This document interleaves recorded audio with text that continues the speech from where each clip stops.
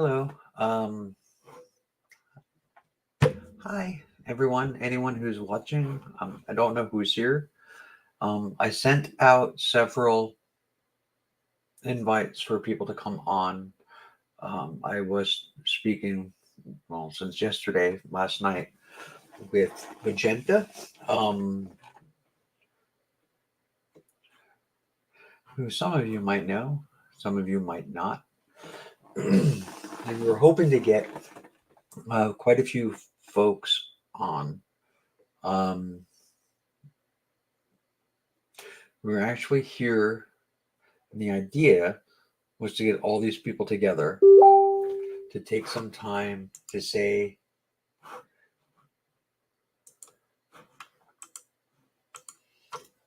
goodbye to a mutual friend, somebody that I had been friends with since my early days on YouTube and on the interwebs. Um, Dixie comic, Jason Beasley. He passed away from a stroke yesterday, a day after his birthday. 45 years old.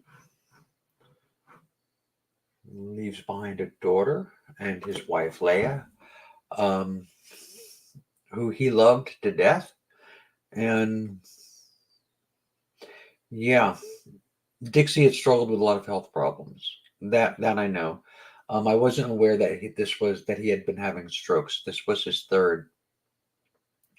Um, and I remember though he had at least one heart attack a while back. So he had been struggling with a lot of health issues. So we were hoping to get a lot of our friends on. Way back in the day, I don't know how many people are here and watching, but way back in the day, we had a Skype group. Back when Skype was really popular, before Discord, before the YouTube Great Debate community turned into a giant shit show. A lot of us would communicate and hang out and spend hours and hours and hours on Skype with multiple different groups, and a lot of interacting between all the groups and stuff. And um, it was a good time. And one of the largest and the longest lived groups on Skype at the time was one that I was pulled into during its early days. I wasn't there in the very beginning, but pretty close to it, I believe. And the name of the conversation, the name of the group was C.O.C.K. It was actually an acronym, and it stood for the Coalition of Channel Killers. Um, and Dixie Comic was part of that group. Um, they were for a little while. They were my personal troll army. Dixie also. Um, let's see who was in there. There was RHPS Magenta, Mr. Soprano, Neurotic Dax, Christine Peace, yours truly. Off and on, Richard Coughlin would sometimes be in, sometimes out. um, oh God, there was a Paul Hartley. There were so many.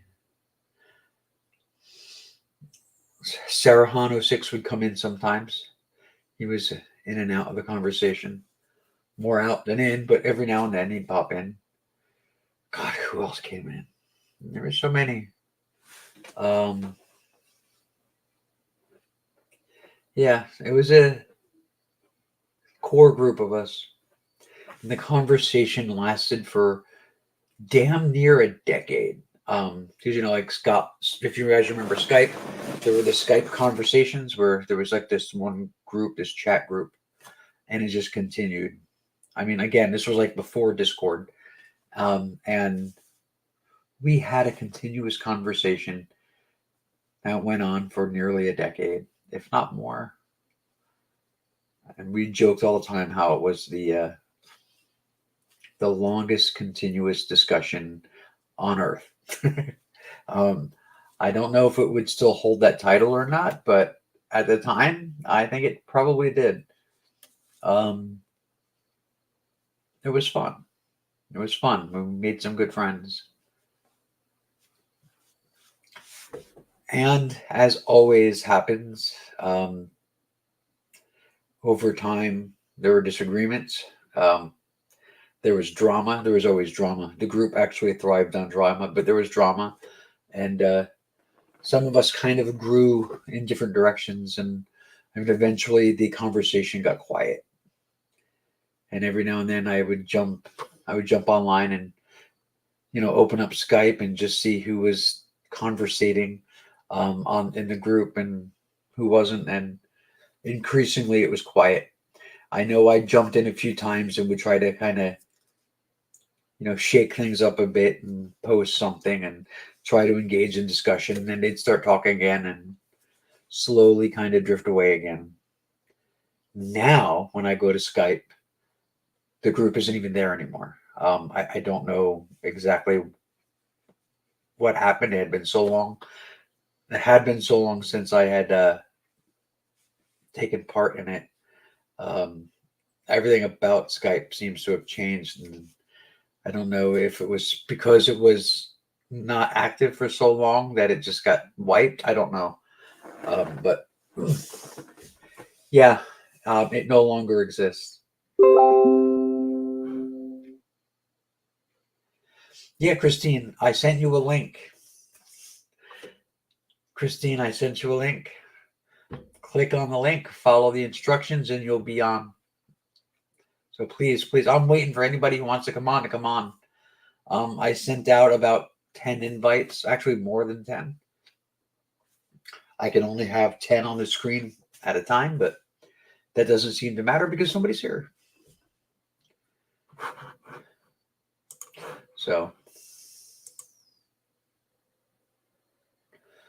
So yeah, Christine, follow the instructions on the link. Please come in.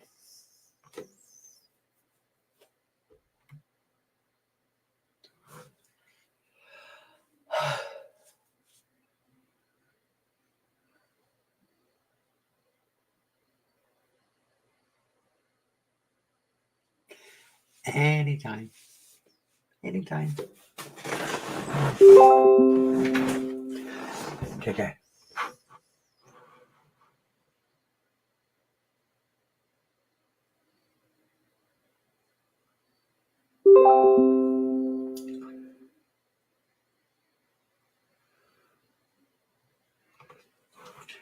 Well, I mean, that's the link right there. It's like literally right there. Hang on. I will send it again.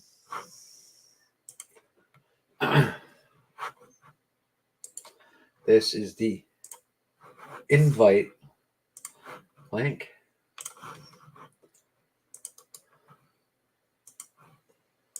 That's it right there. Just click on that and follow the instructions, love.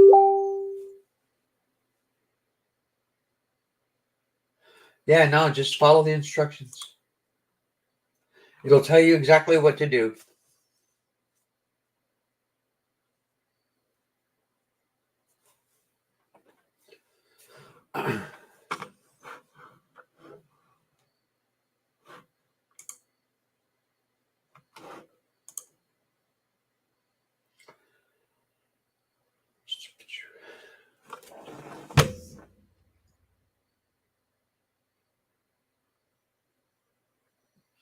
And I know I got a message from Magenta a little while ago.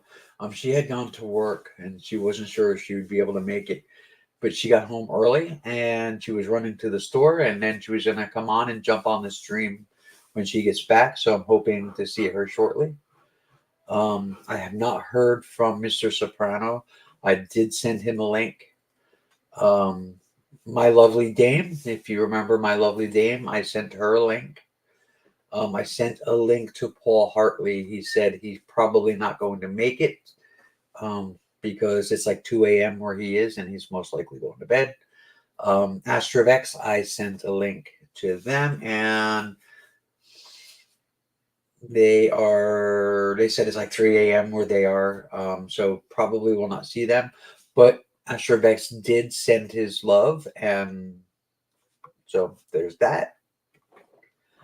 I sent a link to Neurotic Dax. He did not answer. He did not read it.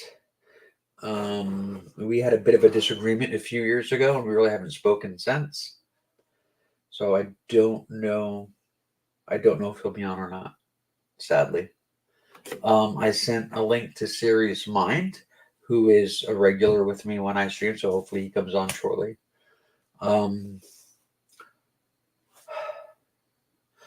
I dropped a link in a chat that has people like Christine Black. Shredder is alive. Zamir. I'm pretty sure I sent Samir a link. Maybe I didn't. But again, it's like 2 o'clock in the morning where he is. So if he doesn't make it, it's perfectly acceptable. I think Christine is having a hard time following the instructions on how to get on. That's a shame.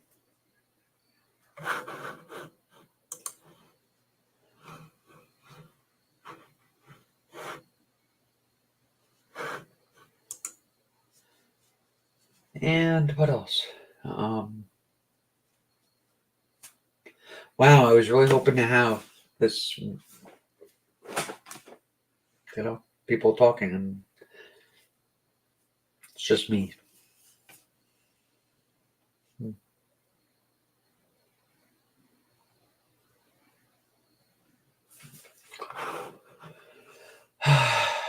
That's okay, Christine. That's all right. All you got to do is make sure your camera is on and you hit the OK button. But yeah, write it down there, and I will highlight it like this. That's all. And for added dramatic effect, I will read it.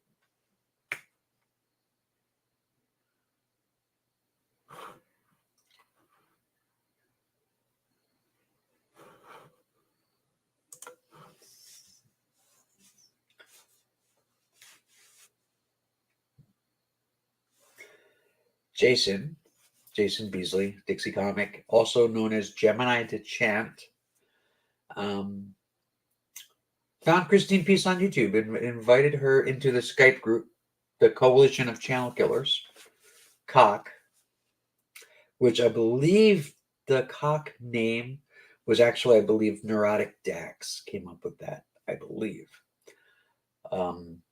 Because of course he did.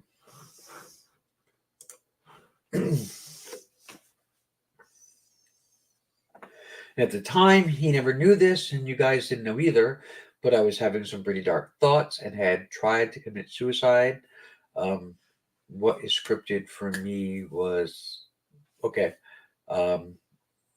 Your prescriptions gave you dark thoughts, depressive behavior, suicidal tendencies. That's a danger of some prescriptions. Nice. Well, that's good too. That's the opposite way.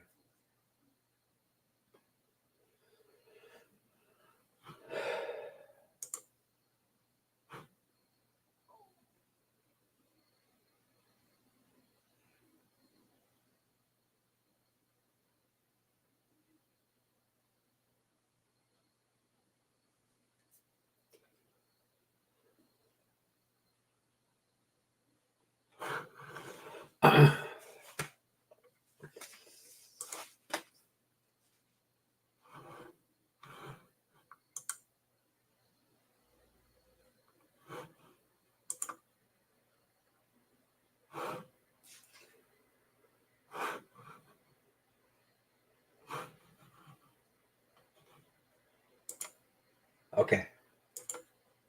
Fair enough, love. Fair enough. Don't know if Peach is watching or not. Are you here, love?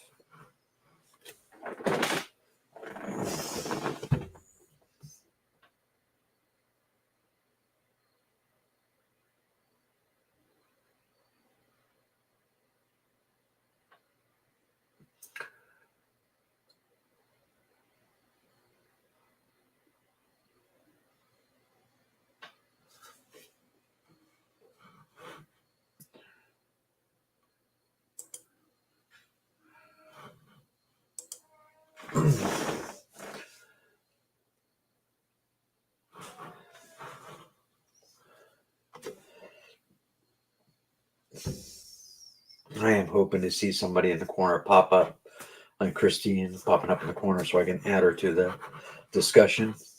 Or Magenta. Anybody would be good at this point.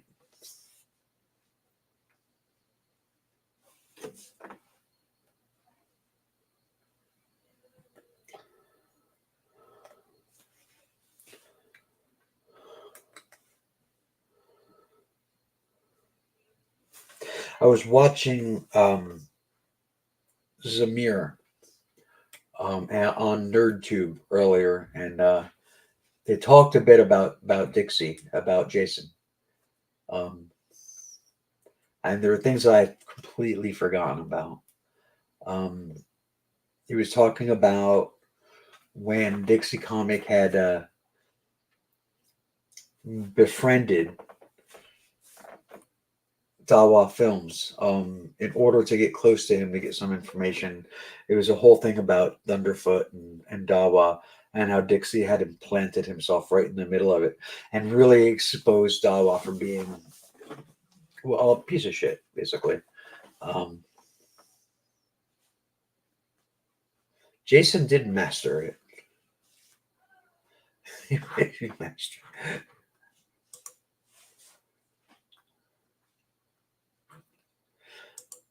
That's true. Very true. Something else they had mentioned on NerdTube that I'd completely forgotten about was that he was a furry. And I don't know how long or how serious, if it was just a passing interest. I don't know. But he was, at least for a while, he was a furry. He used to share a lot of the furry cartoons and stuff on Skype on the cock chat.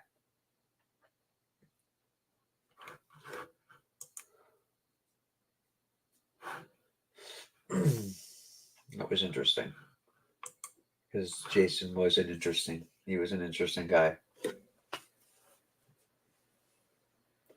And there was a thing I don't remember. It's driving me crazy. I'd been thinking about it since last night, and I was hoping, like, when Magenta comes in,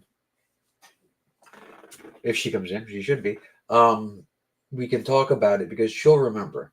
But there was like this whole big thing that happened with Dixie, and he accidentally got himself in some drama that really backfired on him, and it was pretty much the end for the most part of his YouTube career.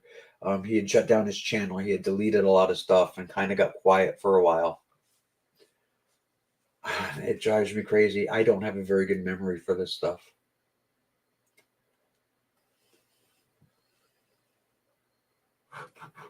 And I felt really bad because I knew that there was nothing malicious about anything that he did. But like it really blew up in his face, and I don't remember what it was. But I do remember him apologizing. God, Mags, where are you?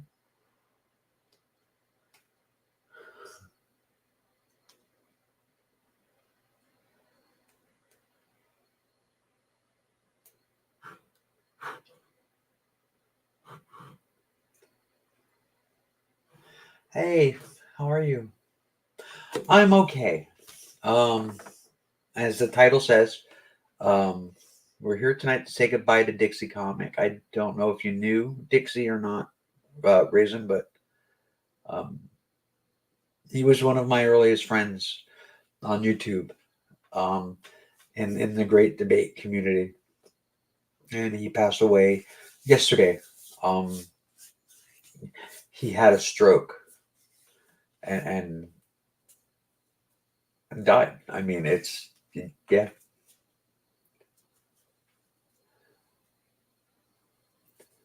it's frightening that someone can just go like that. Um, I mean, he had a lot of health issues. I was saying earlier, um, he had a lot of health issues. He had a heart attack. He had a couple of strokes. Um,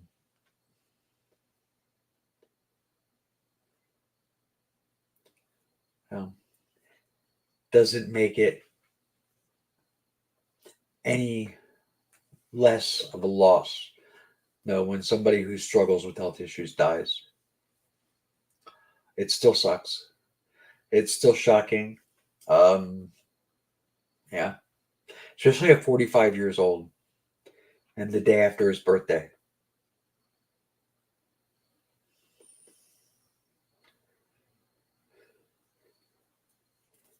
He donated his organs. That is good to know. Awesome. Very good. I did not know he was doing that. That's good. Thank you, Raisin. I had hoped to have quite a few people on. It isn't looking like that's going to happen, unfortunately. I don't know where Magenta is. She said she was running to the store, but I figured she'd be back by now. Um, I tried to get a few other. I tried to get a few other people on.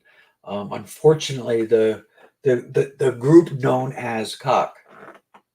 For those of you who weren't here earlier, C.O.C.K. is an acronym. It stands for Coalition of Channel Killers. So,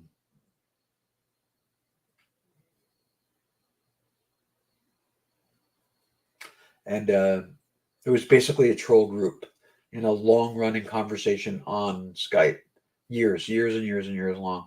And he was a member of, he was basically, you know, one of the founding members of C.O.C.K. basically. And so half of the members of that group are in the UK. And right now it's in the middle of the night for them. So they weren't able to, you got to wait a minute for people to join. Yeah, I know. I know. I've been on almost a half an hour though, love. I'm like begging people to come on. So I'm just not stuttering about Dixie. I spent a couple hours today, setting this up and trying to get people to come in, and it seems to be an issue, unfortunately.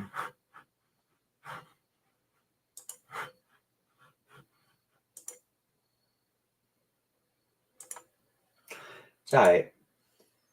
It's all right. All we can do is try. Like I said, about half of the group is in the UK. It's in the middle of the night. I had hoped I could get someone to come on, but I knew that would be a challenge. Um, it is what it is. Yeah. Yeah, it's the middle of the night. It's okay.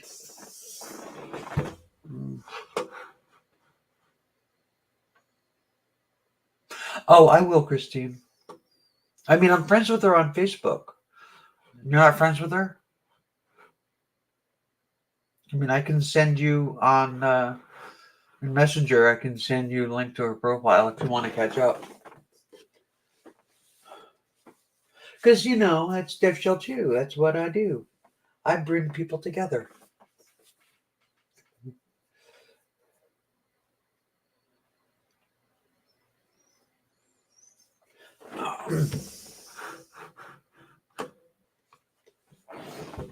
I look like shit. I mean, I know that's not why we're here, but I am that self-obsessed. All I can think of, man, you look fucking terrible.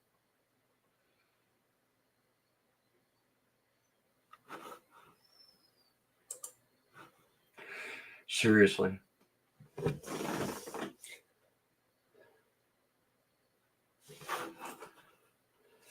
Yeah, no kidding about that. Oh.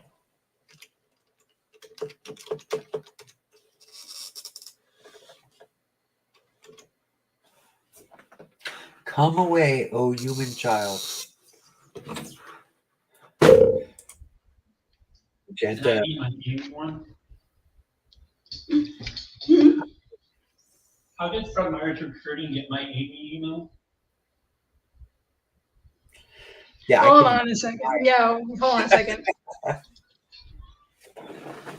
Sec.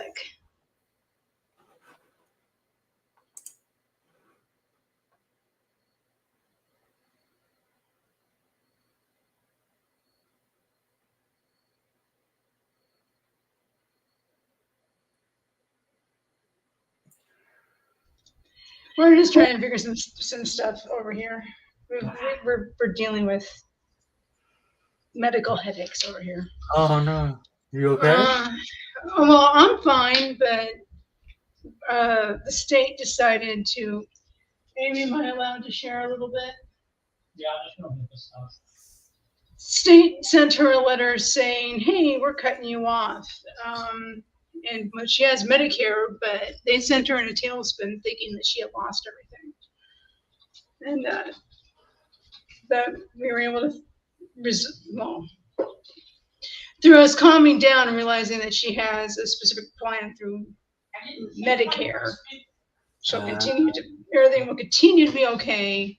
But they're like basically saying, "Oh, well, you have Part A and Part D," and we're like, "But you're taking away her prescriptions," and Right.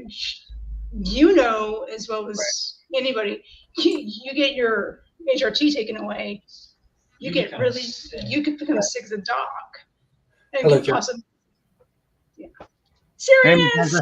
I haven't seen you in ages. God. Holy shit!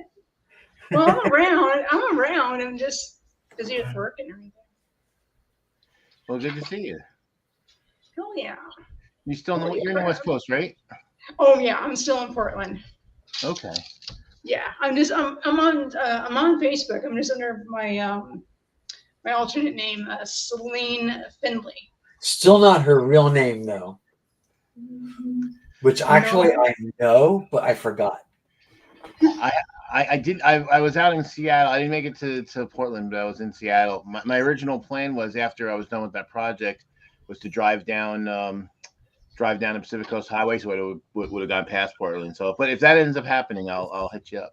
Oh yeah, just let me know. We live here in downtown, right at the base of the hill. Cool. So cool. definitely we can go and catch a drink somewhere or something. That'd be awesome. So, come away, O human child, to the waters and the wild, with a fairy hand in hand, for the world's more full of weeping than you can understand. Sorry. That's one of my favorite poems, and talking about people being worn out by sadness just kind of reminded me of it. Yeah, that fits. That fits. Mm-hmm. You know, it's like sometimes you can be having a good day, and then one thing will come and wipe it all out the whole fucking day. Yeah, I mean, it's not like Dixie and I weren't on good terms. We were on good terms. It's just that so much in both of our lives, and I mean Magenta and Soprano and Dax, Christine, you know, we were such a tight group. We were such a tight group for so long. And then, life happens. Like I was saying earlier, through no fault of anybody else's, you go your separate ways. So when Max hit me up and told me about Jason, I was just like, what? So I had to investigate and at first I wasn't seeing a whole lot, but then Leia posted saying that he had a stroke, and the day after his birthday, for fuck's sake. And the shooting happened on his birthday, so of course I was terrified when I saw that he right, and apparently a lot of people jumped to the conclusion that he had been a victim of the shooting, and that was one of the first things that we thought here, and it was just like, oh my god. And I mean, it's such a weird thing to say, but it's like, thankfully he wasn't, but at the same time, it's still a loss. We said that in my household as well. I looked at Amy and I was like, dear God, I do not want to be part of that club. I do not want to be part of that club. And I said, well, I said it's a consolation. And then I went and found out from Leah that I guess he's been having medical problems for a while. And so then it became, okay, well, at least he's not in pain and suffering with all that now. Right. So, silver lining. Zamir doxed you? What? Oh God, Zamir has been weird for a while. Oh, Zamir's a sweetheart. He's a sweetheart, but he like goes on these tangents, and I just And- don't get it. And his fat ass birds. So, um, I sent a message to Dax. I don't know if he got it or if he saw it. We were still friends on Facebook. Thank you for sending me the link. Oh yeah, I haven't gotten a reply from Mark yet, and I'm actually kind of surprised. I sent Mark a link to the show. No reply. I sent James did reply to me though. He was like basically sad face. Paul responded to me. He's devastated as well. So I sent the link to James. He said thank you, and that's all. he keeps weird hours. I talked to him off and on. That's always been. I sent a link to Paul. He said that you wouldn't be able to make it because of the time, which I think obviously. I sent a link to my lovely Dame, my lovely, and as far as I know, she hasn't seen it. Haven't seen her in ages. A link in a group that like Christine Black was in, but again, because of time zones and stuff, I don't think she would, be able to make it. But it was worth a shot. I sent a message to her as well. I know that their hours have been kind of weird, and I guess her husband's been dealing with some medical stuff off and on. Last I heard. Christine, I knew that you had been dealing with. Oh, Christine. I didn't know details, and I mean, I kind of thought like, I know you, and you're strong, and I trusted you would be okay. I didn't want to get too involved, but I knew that you were dealing with some addiction issues. Given that it's an opioid and she deals with a lot of pain, I can totally see that happening. Yeah. But congratulations on 6 years sober, Christine. Yeah. Very good. And that's huge. I was thinking about this earlier today. Is a video that one of many videos I never made was what inspired it was Jack Cafferty, who was on CNN for a while. He used to be a local news person, and it was some scientists had come up with the idea, come with the thought that obesity, at least in some cases, is kind of like an addiction, and so then Jack Cafferty was like, well, is it addiction like? It basically was trying to say, was it like alcohol or is it like drugs? And I'm like, you fool, it's the same. It's all the same. It's an addiction. It's whenever you're, because obviously some things are physically addictive and some things aren't, but you can be conditioned for anything. Food, sex, drugs, alcohol, adrenaline, whatever. And so this idea that it's somehow different. It's like, look, and it's interesting because what I was thinking about it today, that it had to do with the way he was facing it. Really was a matter of societal bias in favor of one and against the other. Like, well, this one's the acceptable one, but this one's the not acceptable one. And I'm like, don't you understand? You're the same shit. Right. Addiction's addiction. Addiction's addiction. And I mean, our society is just full of so many double standards, and I mean, it's so much shit just doesn't make any sense. Yeah. We accept things for one thing that we wouldn't for another. The difference between the way men and women are treated in our society. Just you wouldn't treat men the way we treat women. Oh, yeah. They wouldn't put up with it. Yeah. I mean, hell, look at all the young, usually white libertarian guys who are, any minor imposition and they're ready to go shooting people. And meanwhile, women and black and brown people and LGBTQ people are like, yeah, dude, that's like every fucking day for us. Okay. Yeah. Or, vegan women. Oh yeah. Yeah. Yeah. For Magenta's benefit, anyone else in the audience, there was a thread that was about food, And so some vegan, you know, it wasn't, you know, the preachy type of vegan came in and had to say something, and someone in the comments said, "Well, found the vegan," you know, and someone else said, "Well, why are you looking?" And I said, "You don't have to, you don't have to, you know, you know, because they announced themselves." And then so somebody came in and basically said that I didn't understand systemic discrimination the way vegans are discriminated against, and I was like, dude, I'm a black man in America. Who the fuck do you think you're talking to? Well, here's what struck me about her comment, because she was talking about how she believes that she had been fired from jobs after a company food reward thing that companies do, like how they have pizza parties. About how, you know, after one of those things, she would end up losing her job. And she believes that she was fired for being vegan. And I think they probably had gotten sausage pizza, and she told people they were fucking disgusting for eating it. And that's what she got fired for. Right. That's probably what happened. Well, especially since she said she had lost, you know, multiple jobs, and then my friend Carol said the same thing. It's like, yeah, this is probably a pattern. Like, click there, it's not them, it's you. You know, it's not because you're a vegan, it's because you're insufferable. It's a difference. Most vegans are not insufferable, but insufferable vegans are insufferable.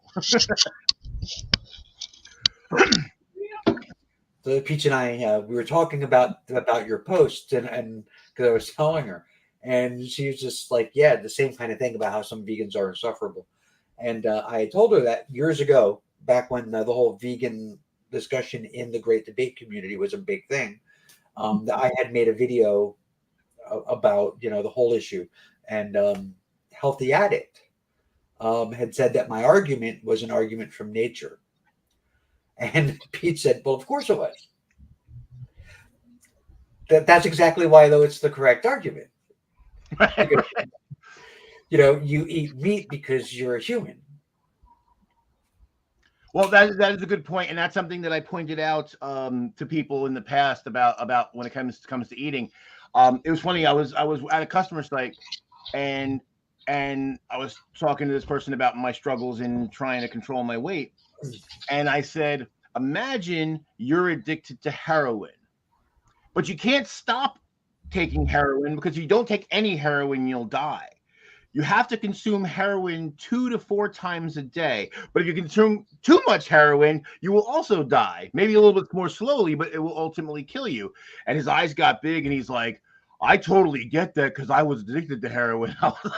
You know, and then it totally clicked for me. He's like, yeah, it's like that dude. Just imagine, like, you know, you can't walk away from, you know, you can't by whatever means, you know, people do 12-step, people have other methods of getting away from drugs. Whatever method, you can't do any of that. You can't get away from food. Can't get away from food. But I mean, the whole meat eating thing is like, you're a human being. You're an omnivore. That's not a natural argument. That's just reality. Right. You know? And if you choose to have a vegan diet, good for you. I mean, there's nothing wrong with that. Right. But to make an argument that you're disgusting for eating meat, but you're a human being. That's and my thing, I go one step further. I said, look, even just pretend for the sake of argument that I granted that it's a terrible thing, we shouldn't do it, blah blah blah. I don't believe that, but pretend. Right.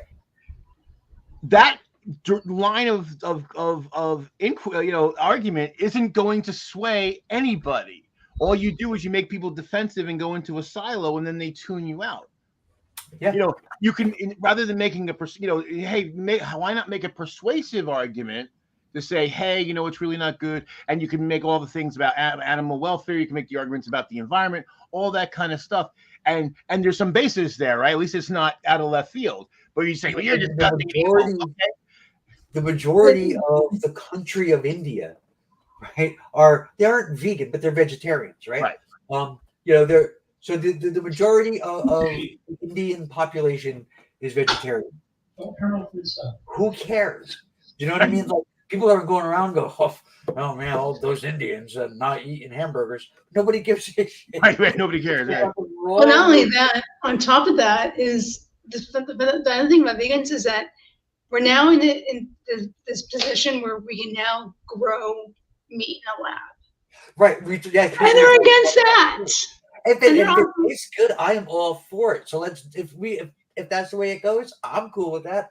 I'm all for it. Let's grow a bacon cheeseburger. I'm a happy camper. Right. Yeah, Well, it's going to be really expensive right now because it's still niche. But once it becomes, Yeah. but even vegans are even against lab grown. what's the thing? I mean, which is crazy. I mean, It's crazy. There's no brain connected to it. right. I mean, you know, and well, that's the thing too. Is like another thing makes me laugh about it too is the number of vegans and all these meat substitutes. So that tells me you really want to eat meat. You just think it's you're against it. But Right. and the thing is, I always tell them like, look, I've tried all the meat substitutes, and to me, they're awful. They're not. They don't all simulate meat. They're disgusting and they're terrible. I've had good vegan food. This meat bullshit substitute is not it. You're never going to convince me to go vegan by giving me shitty food. Give me tasty food. Like you said, there's a lot of Indian dishes that literally all you would have to do is substitute a different fat for the butter, and they would be vegan. Right. So do that, or in some cases, remove an egg, or you may have to. Well, the Indians don't really cook with eggs much, or you may have to substitute for the dairy. Occasionally, there's cream or yogurt. Right. Okay, and there's substitute for that. So if you substitute those things in, you've got a vegan meal. and you and I love a lot of Indian food, so you could make a vegan version that I would be like, hey, cool, I'll eat this shit. I'll eat it twice on Sundays. That would be more compelling to me than crap food, and then lying to me that it's just like the real thing. Right. Or calling you an animal abuser, or comparing eating meat to eating a person. Right. If you had a cousin that was retarded, would you eat that? It's like, what? Plus, it's like I and they think it's hypocritical. Like, well, you wouldn't eat your dog. No, because that dog is a member of my family. Right. It's a fact your brain needs fats to function. And it's something I say every time it comes up, is something that I say is we evolved with these big brains as a result of eating cooked meat. Not just meat, that was cooked meat. Very particular, that's how we evolved to where we are. So if you remove that 100% from the entire population of the species, over time, that's going to have an impact. Just like it took time to build up to where we are. Right. Well, although to be fair, I don't think the conservative community would see much of a difference. Well, everything along those lines. It's like, okay, I think I've gotten some vegans at least to acknowledge that there was a point in our history where eating some meat was a necessity for humans to survive, particularly when we were nomads, where you only got vegetation that you could scrounge up off the ground, and if things weren't in season, you literally had no choice. Right. So, so I'm like, okay, so that was not immoral then. When did it become immoral? When did the same? Well, from that point of view, it's when we could synthesize supplements to give us the vitamins we need. Mm-hmm. Oh, you just reminded me, Raven, of another thing too. This person said in their argument that about guilt-free food. I'm like, excuse me, I'm sorry, but vegetation is not guilt-free. All sorts of what we call vermin in the field die from farming. Human beings are displaced. All sorts of bad things happen. Maybe if you want to argue it's less harmful, okay, that may be true. I'm willing to accept that. But it also depends on what you're eating, though, because a lot of the vegan foods tend to come from places where children are forced to work in the fields, and how many of those people are dying as slaves in their own country, in fields, to feed some overprivileged white woman in Southern California. The newest argument I'm going to have fun with is pointing out that plants actually give off pain signals when you cut them or damage them. It's like you're committing murder too. Maybe not all, but definitely some plants do have nervous systems, even if it's not like a centralized nervous system in the way that we understand or that animals understand, but they do have nervous systems and send out pain signals and communicate with nearby plants when they are in pain.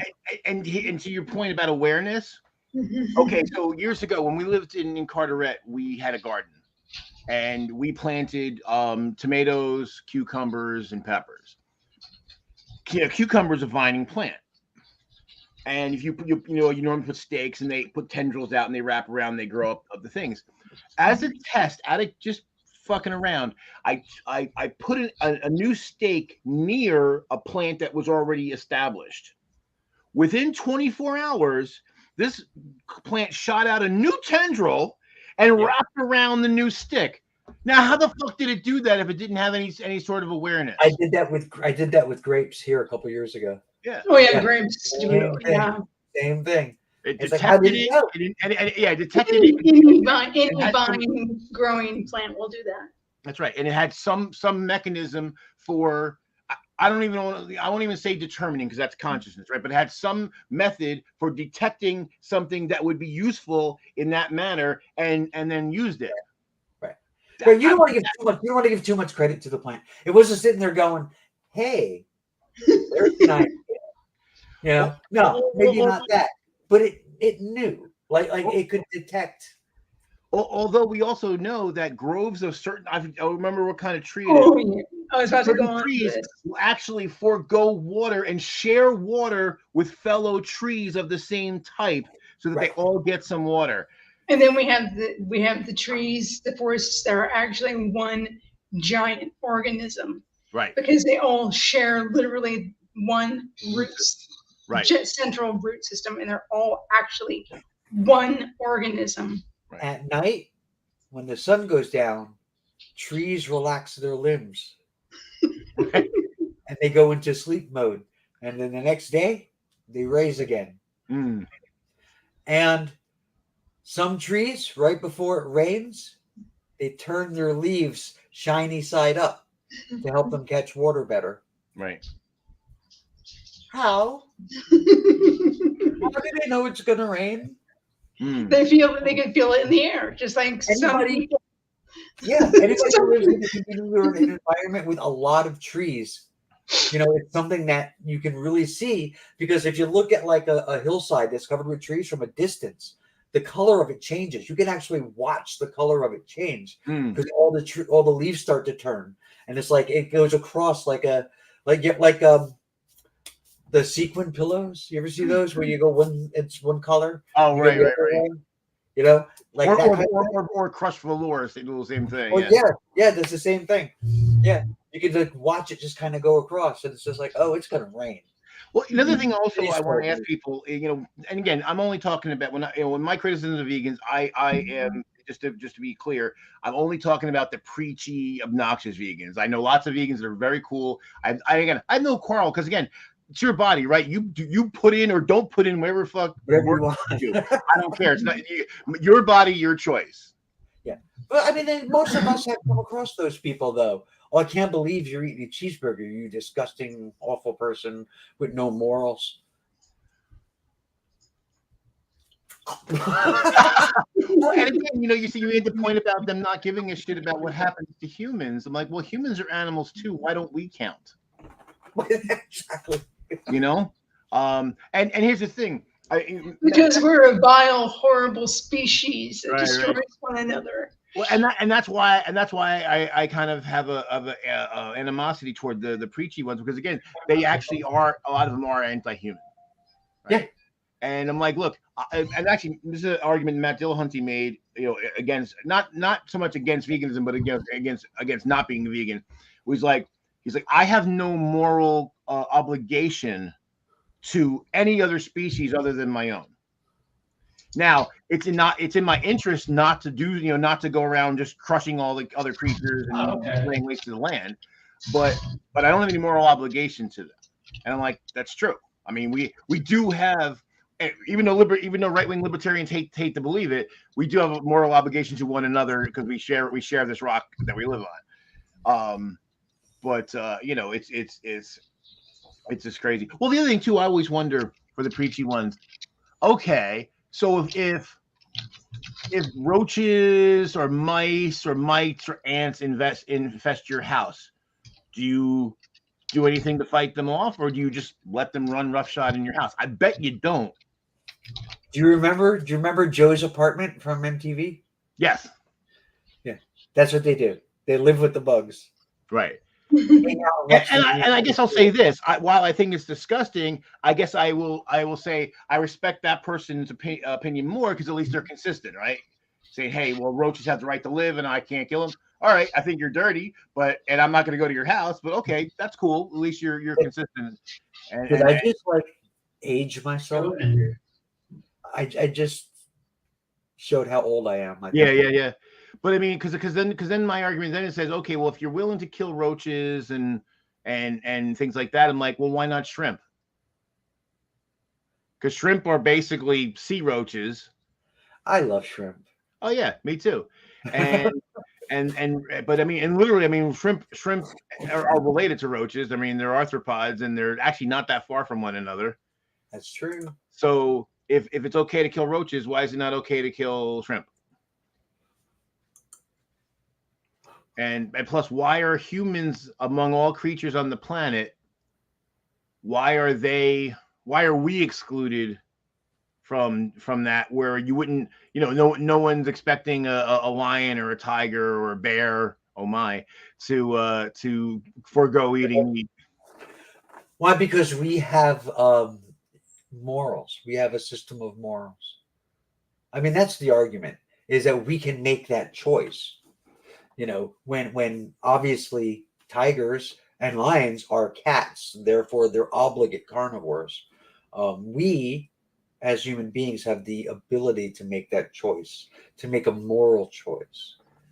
Right, but see, it's kind of like when I deal with libertarians who try to talk about natural rights. I'm like, there's no such fucking thing. We made this shit up. I'm glad we did. I'm glad we invented morality. I'm glad that we have it, because otherwise we wouldn't be able to survive, and Right. we wouldn't be able to thrive as a species. But it's just made up, eh? And that's okay.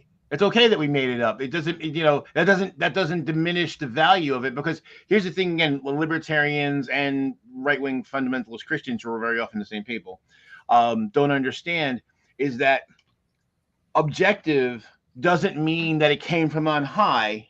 Objective means that you apply the same standard to Right. everyone in every situation. All objective systems have a subjective component.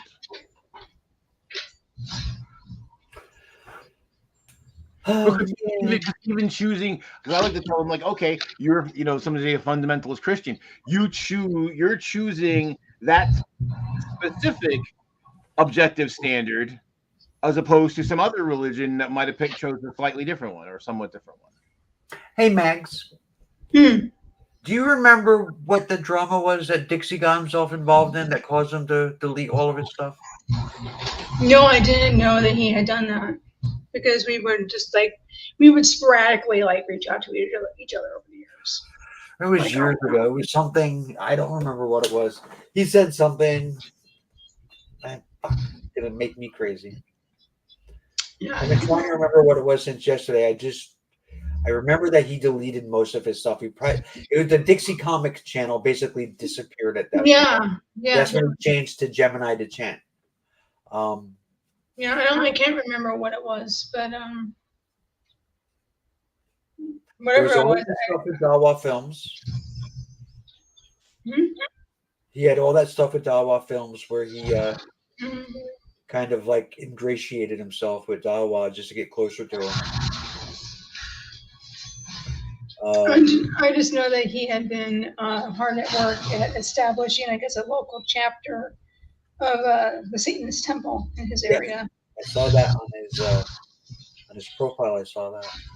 And he had been working on that for quite a while. I knew that. In fact, he had told me when he first was getting it going that he was going to be doing that. Now, just I guess about a year or so ago.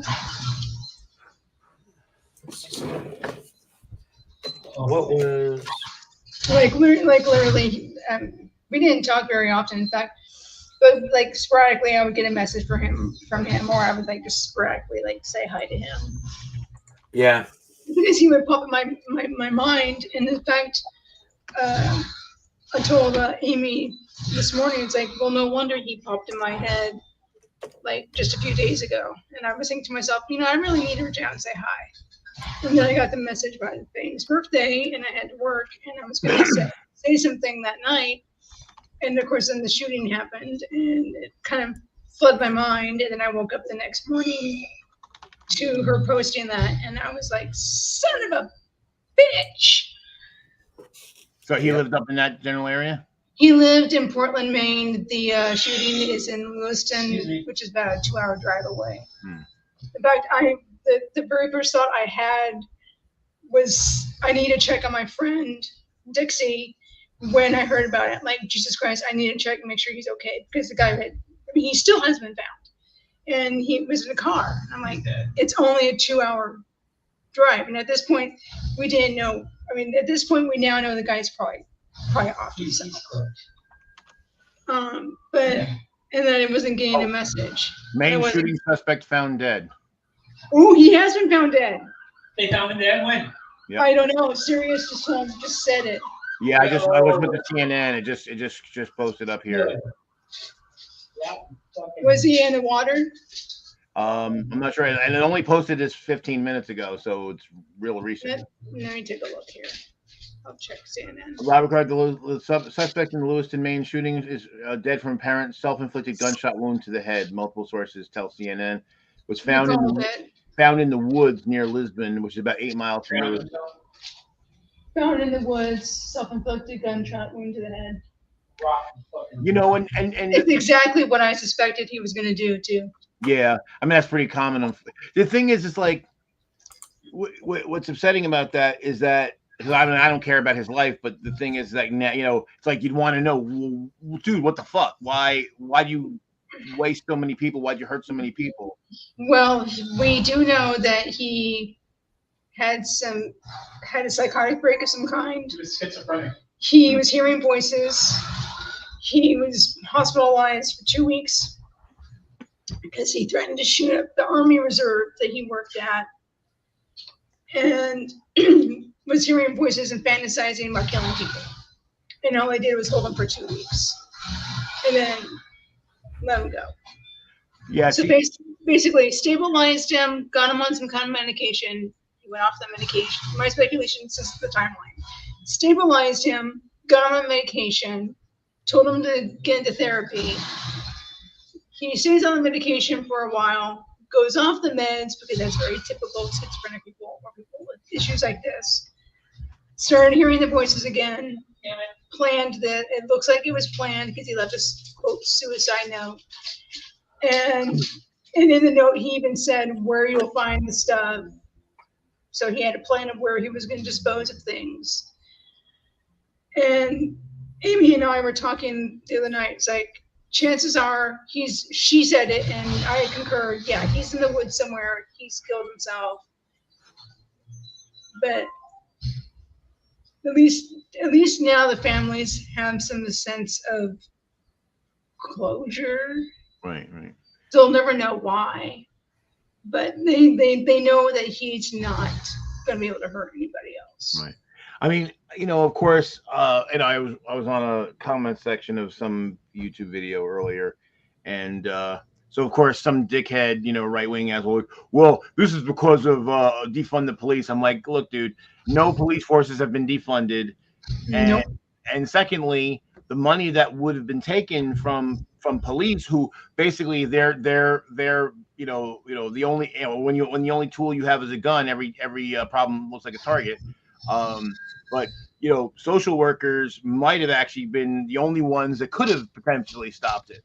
And and as much as and this is one of those things that this is the reason why moral absolutes don't work.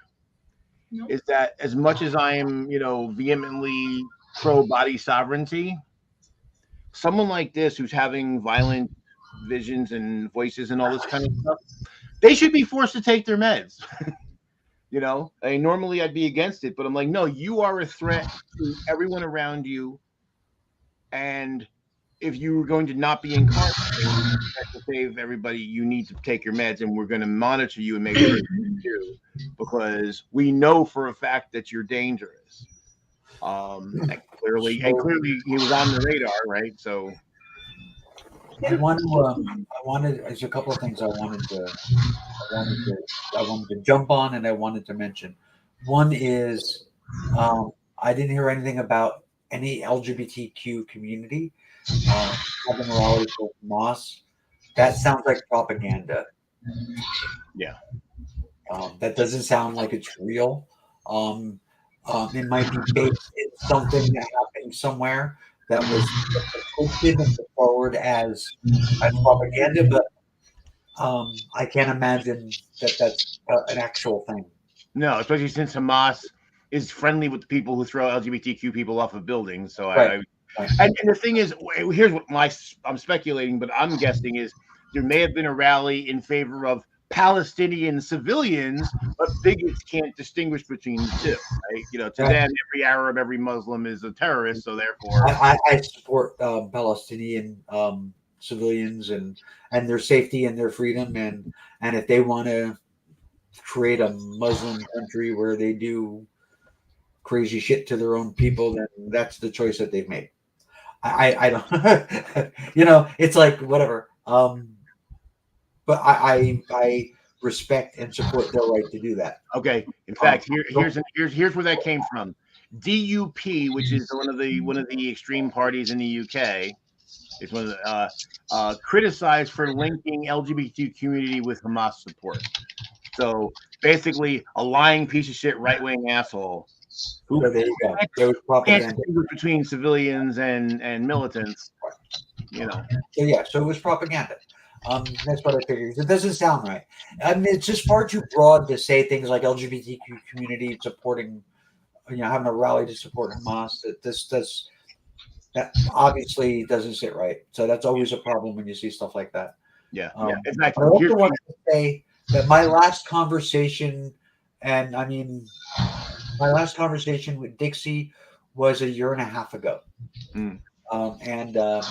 He asked what he should call me, if he should continue to call me Dev. And I told him that, there's a lot of background noise. What is that? Oh, hold on. Sorry about that. Are you? I'm sorry, Mags. But anyway, Amy's playing a video game in the background, and I'm having to use my webcam. That's fine. What's she playing? What's she playing? It's a game called Inkbound on Steam. I'm surprised that you're getting the game sounds through your mic. It's because I'm having to use my webcam mic because this microphone isn't working very well. I can try switching and see what happens. Well, it is what it is. Well, you're muted still, so you got to unmute.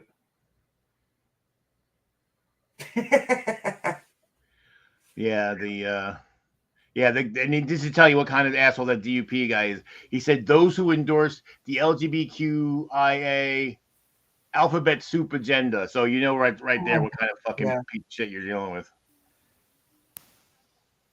Can't hear you, Mags. Yeah. So switch it back. That's okay. You can just mute and unmute whenever you want to talk. That works. I do it all the time. Still can't hear you. So the last conversation I had with Dixie was he asked if you should still call me Dev. Hey, there you are. And I said that my legal name was now Raven. And he said, then Raven it is. He also asked, and I feel bad now. I remember this conversation now. He asked that I not call him Dixie. That it was either Gemini or Jason.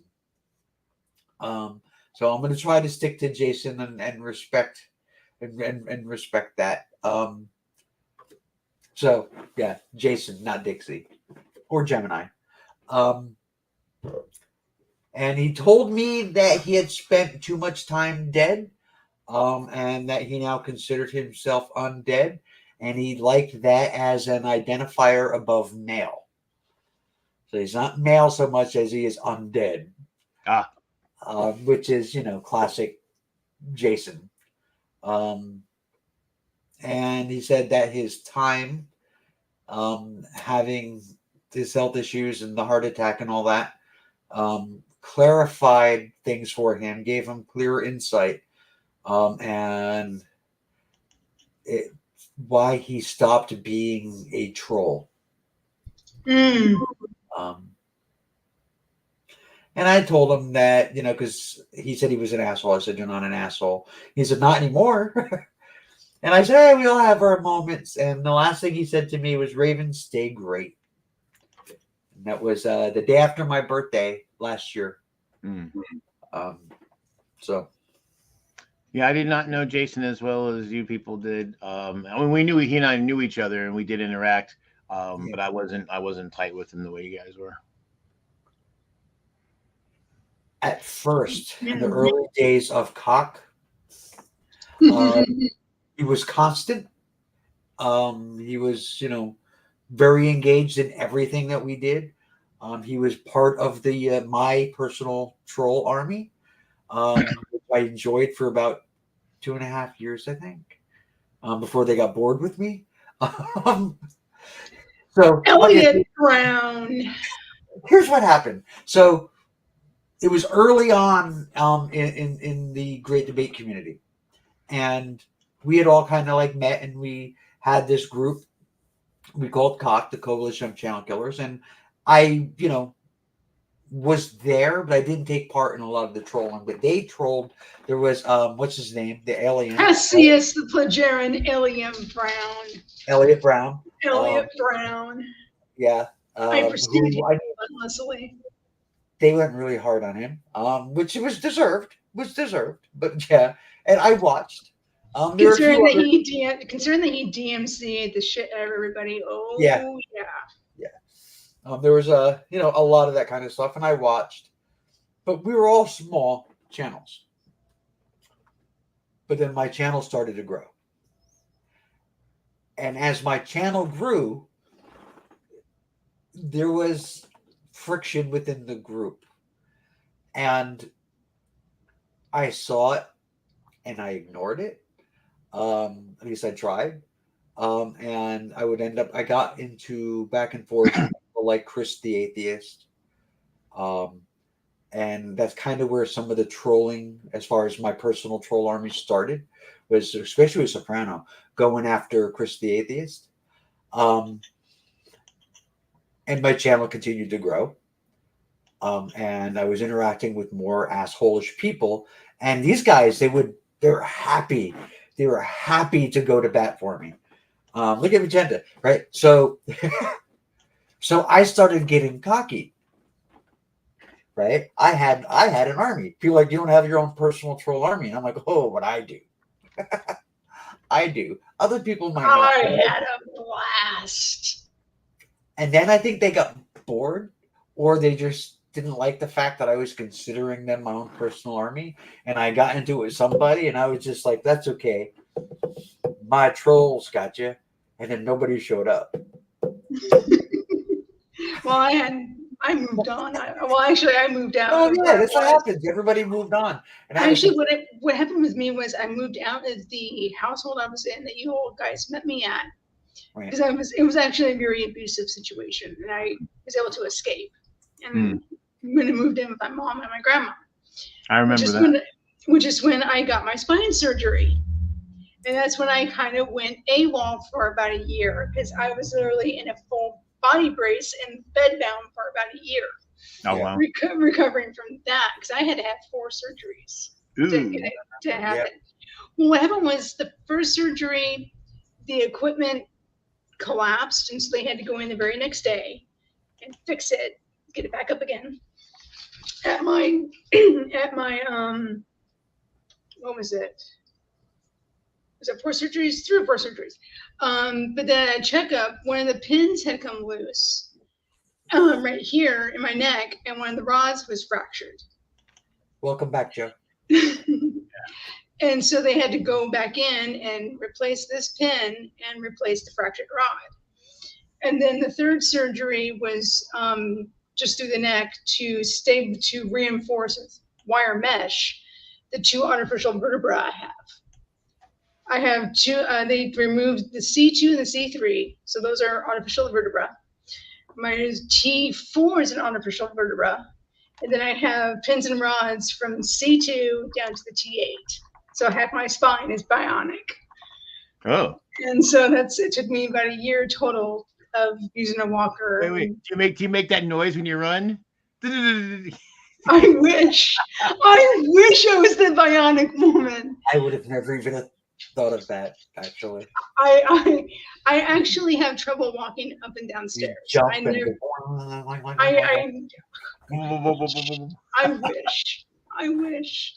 No, I actually struggle going up and down stairs to this day. Me too. But yeah, I'm just old and fat.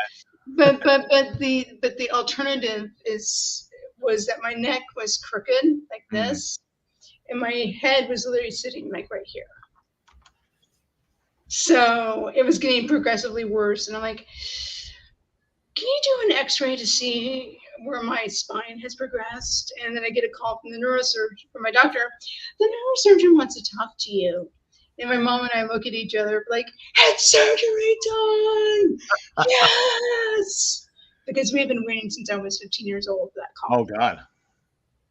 Because, we found out from the neurosurgeon that they don't do those surgeries for scoliosis until your curve is over 50%. Ooh. Because of the cost-benefit ratio.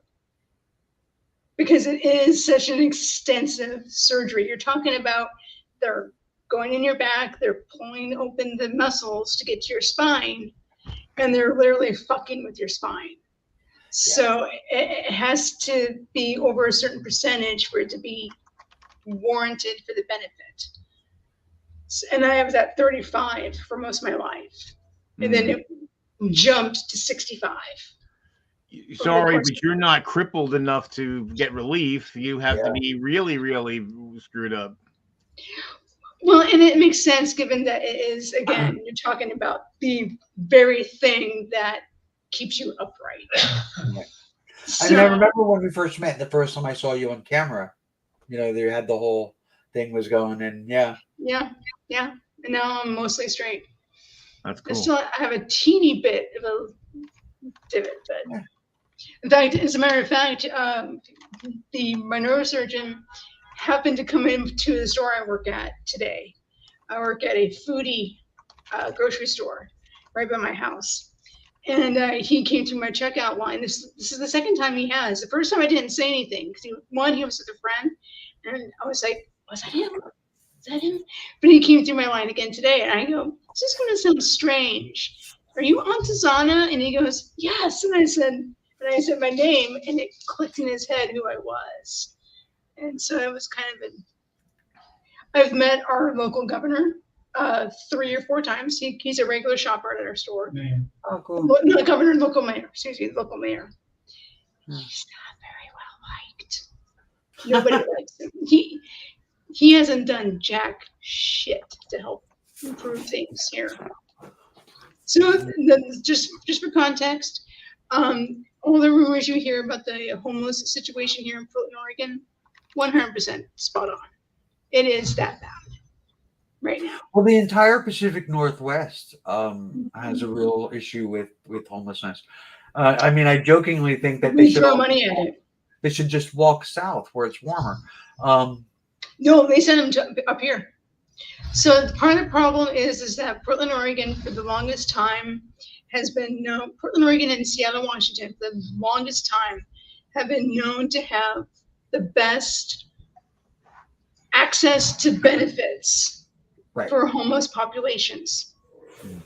And so the entire nation, we're like we're a destination hub for the entire nation to send their homeless community. And unfortunately, now there is no benefits to hand out. And all our government is doing is throwing money at the advocacy groups. And the advocacy groups are doing nothing with it. Yeah. It's become an industrial complex. There was one report where one of the homeless people said, "You're loving us to death." Mm. And then the other complaint they have is, "You talk to us once and then you never reach out again." they've contracted out the homeless camps to, oh my God, it's Agent Out. Hi, Agent Out. They've contracted out to a California-based company, which people down in California warned our local government, do not hire these people. They're grifters.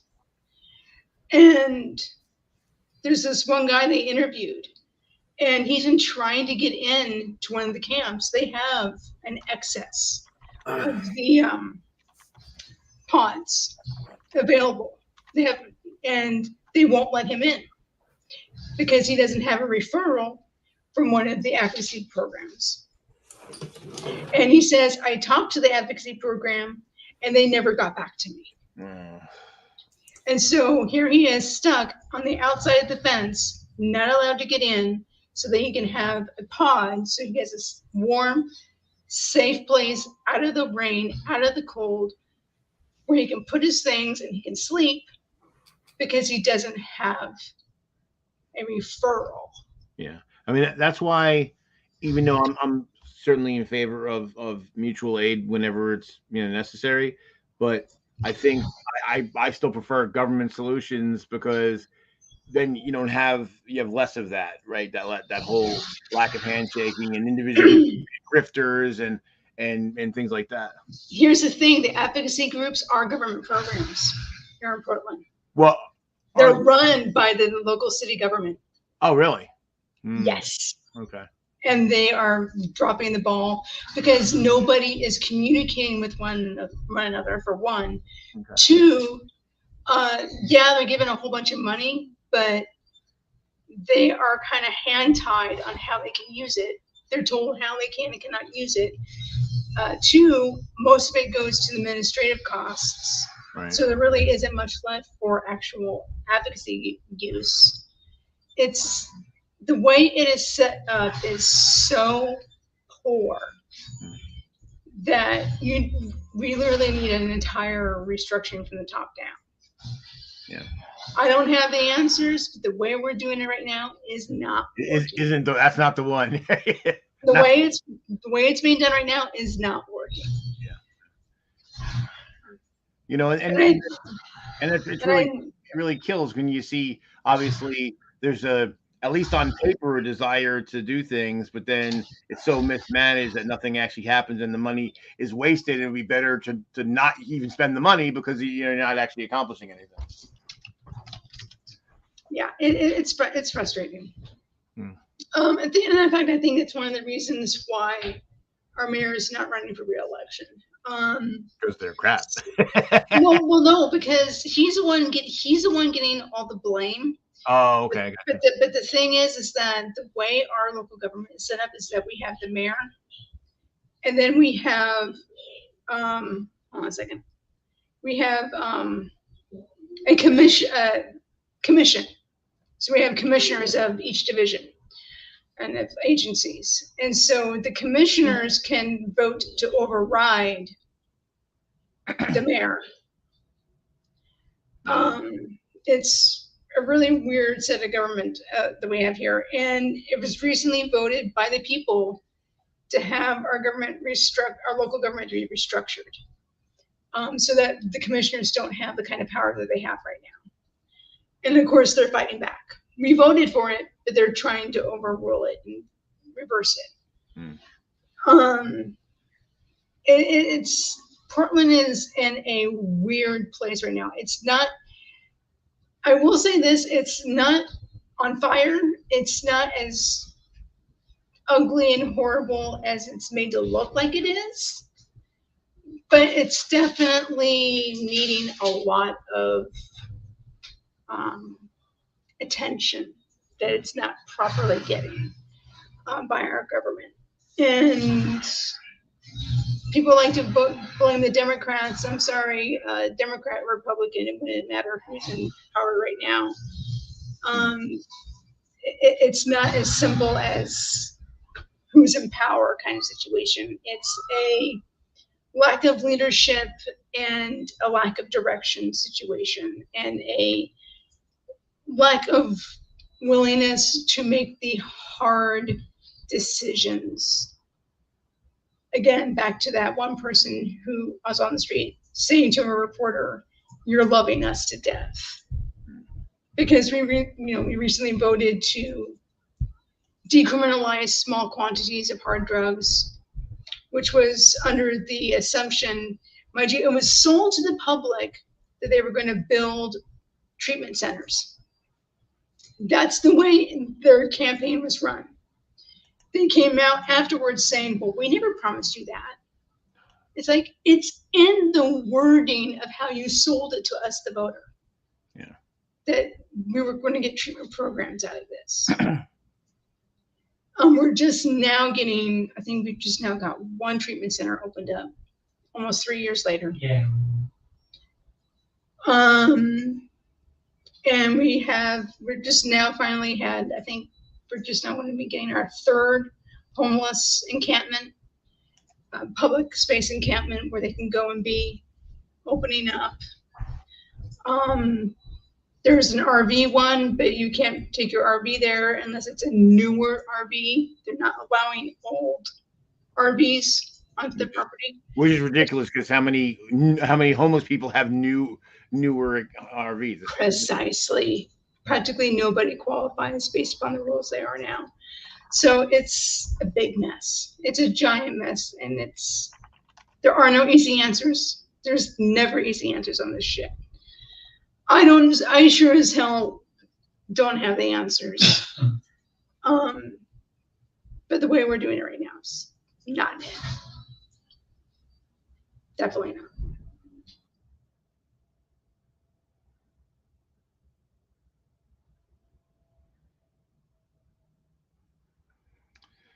That sucks. I was thinking about Jason, and it made me think of other people that we've lost over the years.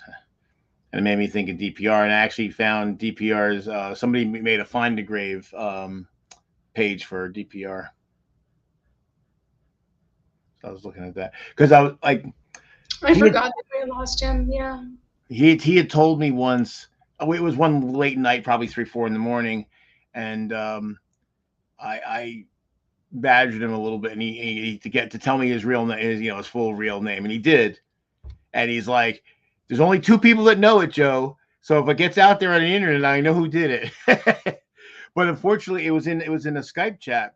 But what happens with Skype is periodically it just purges your chat, and it was gone, and it was like, "Fuck," And that was like the last. That was like one of the last conversations I'd had with him, and then of course we lost Edible Napalm some years ago. No. Matt's still alive. Edible, he is? I thought no. Was it Edible Napalm? Matt's still alive? Are you sure about that? Yeah, he actually restarted making videos recently. Oh, good. Well, his channel name has changed many times because they keep banning him. But I'll send you a link. Good. I thought he had finally, because of the health issues. No, Matt's fine. Okay, good. I thought we had lost him. Someone told me like a while back we had, so that's why. I can understand why. Yeah, we've lost some people over the years, that's for sure.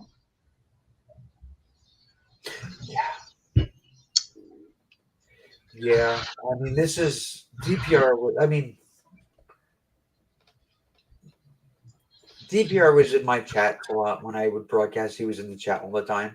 He taught me how to do to set up my my editing software, Sony Vegas. I wish he was still around so he could help me fine tune it again. But even though like there was all of that and that he was always on when I was on, always came to my show and helped as far as my subscriber base going up because he was a regular with me. Jason was still closer. It was more of a friendly thing than a YouTube thing. Right. Yeah, Amy had to keep me calm because I was like about ready to just burst out crying for about a good half hour or so. I mean, I literally screamed no at the top of my lungs when I found out yesterday. And saying, I'm like, no, no, no. I was like, no, no, no, no, no, no, no, no, no, no. Because at first I thought I was like, oh my God, I was right. He was at the shooting. Oh my God, oh my God, oh my God, because there was nothing there. And I'm like, holy shit, holy shit. And she's like, it could have been something else. And I'm like, no, no. I cried. I cried last night. I cried. And I mean, estrogen. I cry at everything these days. So ask Amy. She'll tell you. Oh no, well, I don't need to ask Amy. We live together. I see it. It doesn't take a whole lot. Well, and hell, I'm going through perimenopause, and yet I'm registering as normal on estrogen levels, but I'm going through perimenopause. So she and I will cry at the same shit at the same time. Oh, Peach laughs at me. I cry and stuff at everything.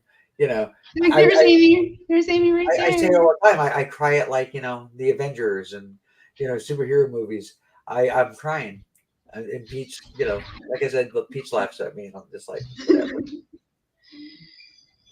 No, we'll cry. Amy and I will start crying at the same shit. Yeah. Because I'm hormoning and she's hormoning, but I can't prove I'm hormoning. That's what sucks. Well, I mean, I say to Peach, you've had your entire life to learn how to deal with this, okay? I've been doing it a couple of years.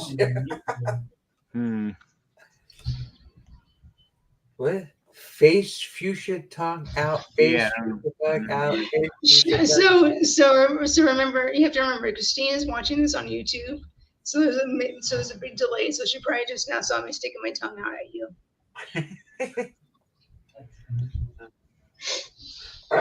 I cry at stuff, but I'm just a big softie.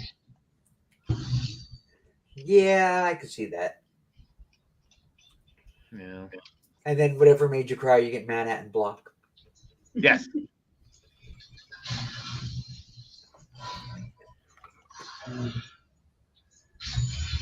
Well, I'm not surprised the doctor ignored you because oh God, doctors don't listen to women, and it's pretty dire.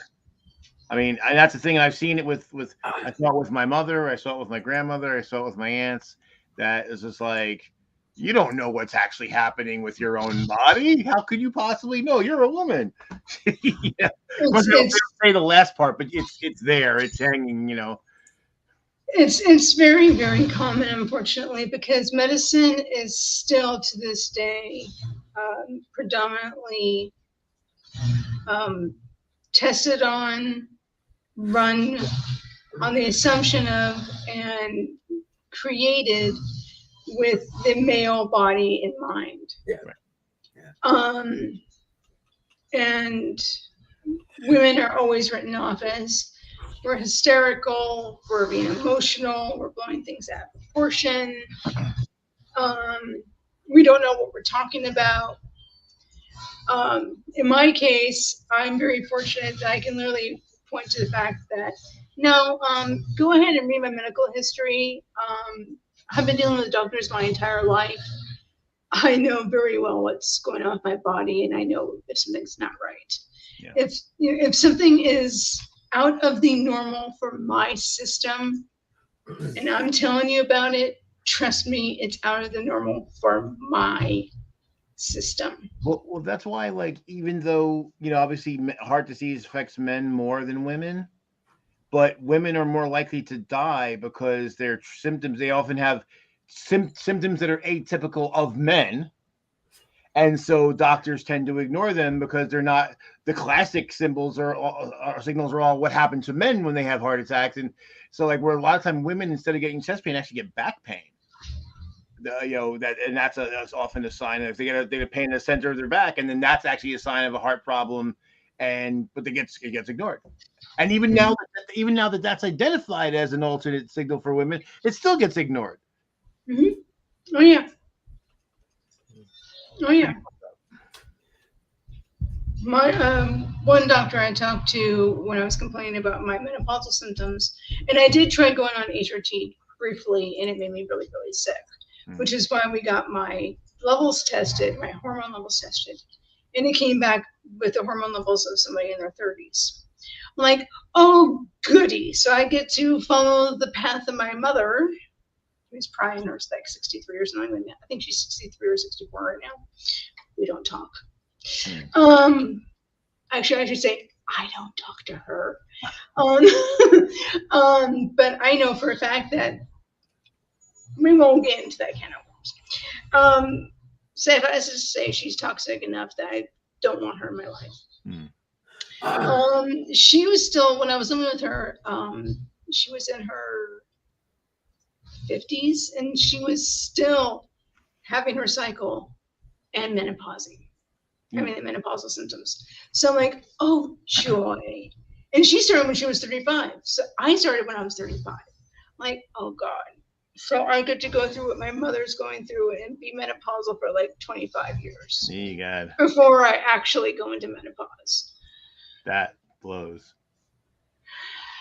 Well, and it taught me another lesson of anything medical that my mom goes through, I'm more than likely going to have to encounter, which makes me terrified because she had congestive heart failure and had to have heart surgery here about a year or two ago.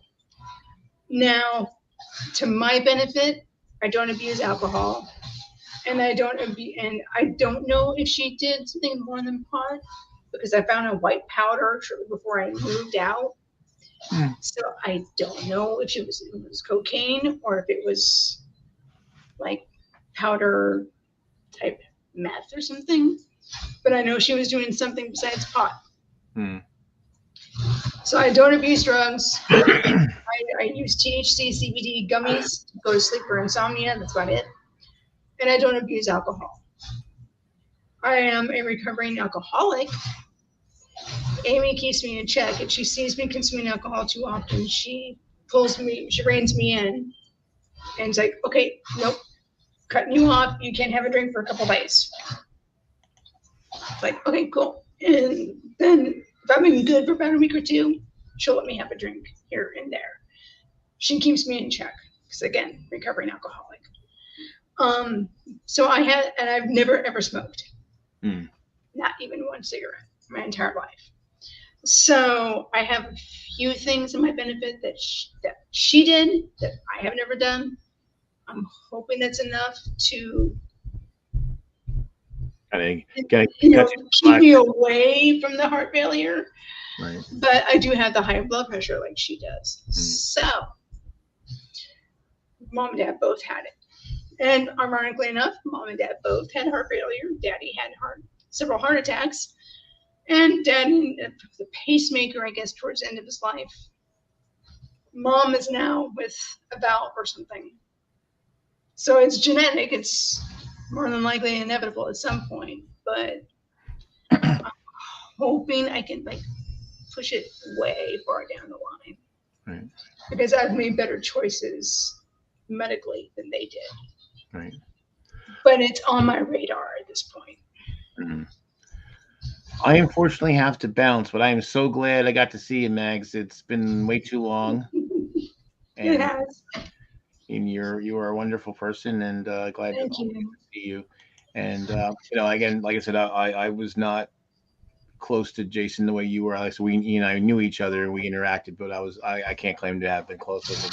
But I do feel sorry not only for him but for everyone who was close to him and loves him. And I'm glad that Raven's here and you're here and sitting Shiva for him, and because I think that's to me that is really the sign of what your life was, right? It's not how much money you had or any of the other bullshit. It's when you go, who gives a shit? Like this, who cares? Who and how do they show it? Like, hey, yeah, this person mattered to me, and I care, and I want everyone to know it. That's what's going to matter. That and I forget what culture it is that the whole idea is like your second death is when the last person says your name, and when you had a life worth living where there were a lot of people who would speak your name for as long as possible, that's a sign of a well-lived life. So I'll see you both wonderful ladies later, and we be good. See you later, Okay. serious. Thanks Good for night. coming. So, Max, where can we find you these days? Do you take part in any streams, or are you pretty much just gone? When I'm able to, I do. I work. Like I said, I work Yeah, a lot. I see a lot of your posts complaining about work. Not so much Yeah. anymore. I was working at Fred Meyer's, and that's what that was all about. I'm Well, working yeah, at right, for a while there, yeah, it was pretty bad. And I often wanted to comment, and it's just like, yeah, what am I going to say? Yeah, I hear you. I mean, you know Well, that. no, Fred Meyer's was horrible. But then again, it's run by Kroger, so what can you say? Basically, what ended up with that was I was getting 35 to 40 hours a week regularly, even though I was just Yeah. part time. Kroger, the parent company, cracked down on all stores, but they were cracking down on us hard, saying you need to cut everybody's hours because you have too many people having too many hours. Typical Kroger. And so my hours got literally slashed down to 24 hours with no warning, literally nothing. Yeah. And so I went to my HR, who she had just got the position. She was the front end manager. So she was my manager, got promoted. And she goes, oh no, this is going to be the new normal coming forward. We have to crack down on everything. And I said, well, thank you. You just made my decision a lot easier. And I got an interview with a foodie store right across the street from me, who I've been trying to get hired at since 2017. Their system wasn't letting me reapply because my application was in the system. So it was glitched. So I literally talked to the store manager personally, got an interview, got hired that day of the interview, and willingly took a $3 an hour pay cut at the promise of 40 hours a week. I can literally set my days off. I don't have to be home to the company to do that. I can literally say, hey, I need these days off. And as long as they can work it within their schedule, you get it. And I got full benefits. So I gained quality of life and less stress, and actually good management to work with, good coworkers. The customers value us, and all I lost was $3. Right. So it was a no-brainer trade-off to me. Right. Yeah. Like I've been there for 6 months now, and in that time I've had 4 or 5 snooty, stuck-up customers. Like I said, it's a foodie store, so the stuff is expensive. Right. And this is a place where it's nothing to a lot of our customers to come in. I shouldn't say a lot. There's a handful of customers where it's nothing to them to come in and literally drop $500+ to buy their groceries. There's a couple that will drop like $1,000 or more. Wow. Because we had one customer 2 weeks ago that they dropped $6,000 on 3 bottles of champagne. That's the kind of customers we have. That's the kind of clientele we have. But they love us. We have regulars that come in. They literally know us on site. I have several customers that if they see me, they'll wait in line to come through my cashier line. Because they like seeing me, they like talking to me and saying hi. It's that kind of place to work at. It's really, really Well, awesome. that's good. That's good for you. I mean, I just recently rejoined the labor force. I hadn't worked in a long time, but I'm working part time now. And it's pretty cool. It's really rewarding.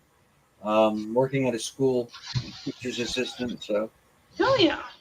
yeah, and it's a cool thing teaching kids how to read and stuff. It's really rewarding. I'm enjoying it. I wish I could have been a teacher, but right now things are how teachers are struggling. I'm kind of glad that that didn't happen. In fact, our teachers are going on strike here at the start of the month. Yeah. Because, Well, because yeah, they're trying that's to get. public school. That's public. So I'm in a private school. So There you go. Yeah. Yeah. But, and haven't talked to Nathan since he was 12, unfortunately. Well, no, last time I talked to him, he was 15. I take that back. My son. I haven't seen him since he was 12 because he went to go live with his dad, and I respected his decision. So I don't try and force myself into his life. If he wants to contact, he's now 24. If he wants to contact me, he has my Facebook. He can reach out. When he's ready to, I'm here. If he doesn't want to, I'm not going to force it. Yeah. My mom, because I know what it feels like. My mom tries to force herself on me, and he's made it clear he doesn't want to talk to me, and I'm not going to force the issue because I know what that feels like. I'm sorry. That sucks. Well, like I said, there's a lot of baggage there, and there's reasons behind it. Right. They're not great. They're not anything I did. Yeah. I mean, I get it, But there's always something. oh yeah, I mean, yeah, it hurts, and some days I shed some tears over it, but I have to remind myself that I did nothing wrong, and this is his decision. He's an adult now, and when he's ready to reach out, he'll see that I'm here, and that's about all I can do. Yep. Oh, Christine says she knew DPR's name. She guessed it, and he said that she was right. I would have to say, with the D, I'm wondering if it was like Donald or Don or something. I want to say Donald.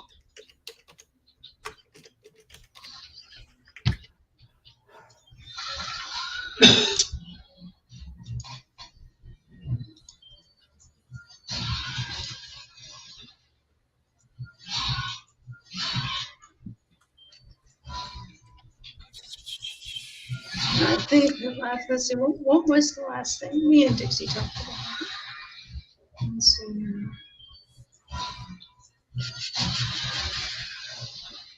Wow, listen to that game. Oh yeah, it sounds intense, but it's really not. It's just a fun little game. We both have it. Oh, wow, was it that? Oh, okay. So it wasn't that long ago, actually. So it was back in March of this year. He sent me a meme image.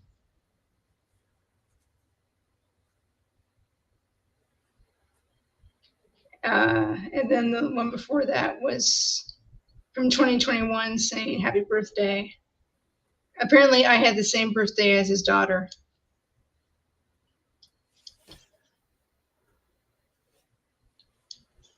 So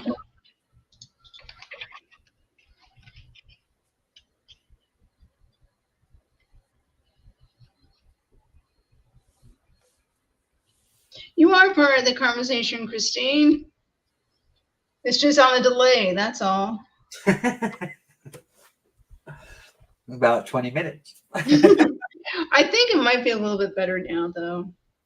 I don't know. I don't think she's watching the stream live. I think we're just about 20 minutes ahead of her where she's at in it. I could be wrong, but that's what I think. Because, yeah, she seems to be way back there based on her comments.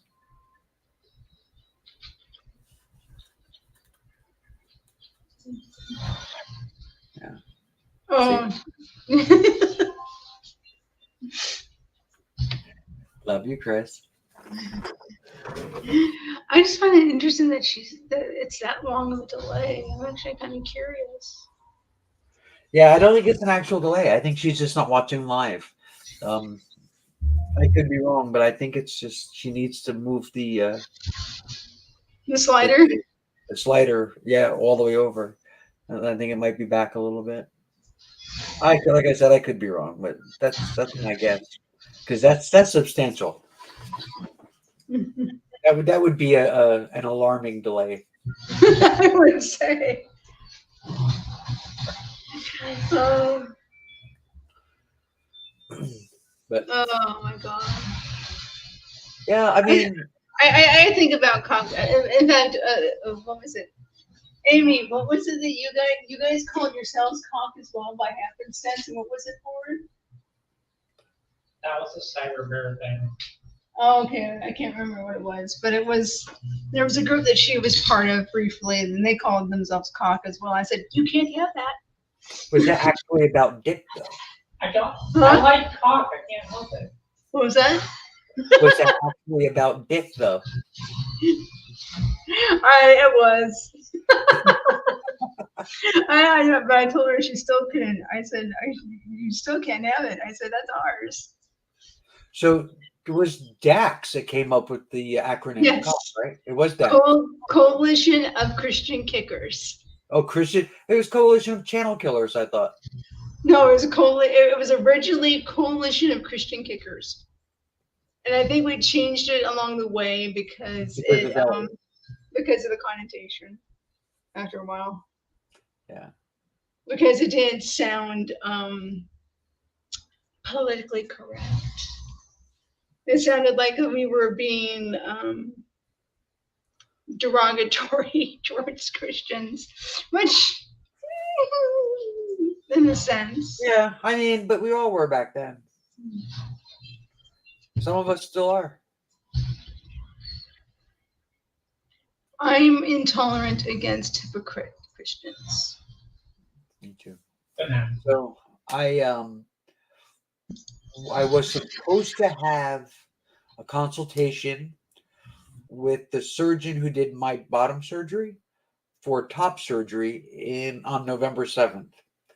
And a couple of weeks ago, a little bit more than a couple of weeks ago, about a month ago, I guess, they contacted me to let me know that the insurance wasn't going to cover it. Oh, for fuck's sake.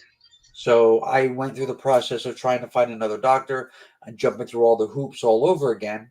And then today I get an email from that doctor saying that they're going to need the letter for medical necessity and the noon letter. The noon letter is for out-of-network doctors.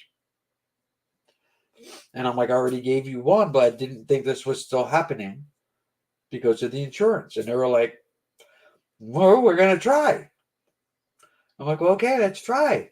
So now I have like a week and a half to come up with a letter from a therapist for medical necessity. Jesus Christ. And I'm like, shit, this might not work. Amy's going through a similar minor headache with hers. She's going to have letters of medical necessity for hers. Yeah. For her top and bottom. And Oregon just recently passed a law that insurance companies can no longer declare cosmetic on gender affirming facial feminization and those type of surgeries to deny them. Nice.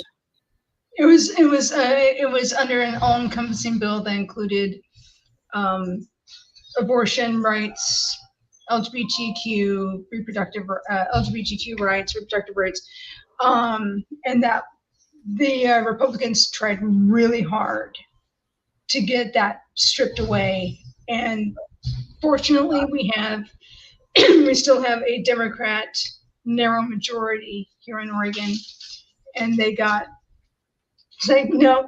lost. And New Jersey is one of the, obviously it's not as progressive and it doesn't have as much protections for insurance coverage as Oregon does, but it's pretty good. I mean, top surgery for trans patients is covered by law. Like the insurance company can't say it's cosmetic. It is considered gender affirming. Facial surgery is not, though. I wish. Oh yeah, it was that. I'd have a lot done. It was that way here as well. This law literally got passed just this past year. Yeah. So up until this year, facial feminization was declared cosmetic. I.e., they would give you your tits, they would give you your bottom, but okay, now you're good. Yeah. And it's just like, and then they pass. So, but she was told by we have a clinic in Kaiser called Gender Pathways, which is who she's going through it now. They said they told her that even though that law was passed, just be prepared for pushback, and that you might have to fight back. And You so have to advocate for yourself. oh well, her therapist is writing her the medical necessity letter, and somebody else in the office that was her therapist, but isn't any longer, they're going to write a letter saying, no, this is medically necessary for her mental well-being and for her physical well-being, that she needs to have these. So she's going to have the letters. They won't be able to fight her on it. If they try, they will fail in court. Let's just put it that way. Right. So the doctor that did my bottom surgery was going to do my top surgery, but then it said, because they were going to do it, because in New Jersey, because I guess the physical size of the state, like, not the population is the most densely populated state in the country. So the population isn't an issue, but the size of the state, the physical size is so small that doctors in Philadelphia and in New York City cover the state of New Jersey. So there aren't any doctors in the state of New Jersey that do the surgery. They're all outside of the state. So if you have state insurance, there's nobody in the state that'll take your insurance. So the doctor that did my bottom surgery is the only doctor in the state that does the surgery, and he doesn't take the insurance. But because he is in the state, we can get a waiver for the insurance company to pay him as out of network, and he gets paid. So we had to do that. And he told me, because we talked about top surgery, and he said, after bottom surgery and you're all healed, then we'll go in and we'll do the other, and I'll be able to do your top surgery because it'll be under continuation of care. Great. Let me guess. Pre-authorization. Nope, not even. They said, no, he's out of network. Oh, good God. This is like, but it was continuation of care. But now they're saying they're going to try it. So now I have to rush. I've got, like I said, a little over a week to get a letter of medical necessity so I can keep my appointment on the 7th, and then hopefully after. Jeez, Mostly. But, this is partially the facial surgery. I have to do that. I have to get this isn't yeah. good. Yeah. This is part of why I don't try to push for my breast removal for my because I'm non-binary, and I do not like these flesh bags.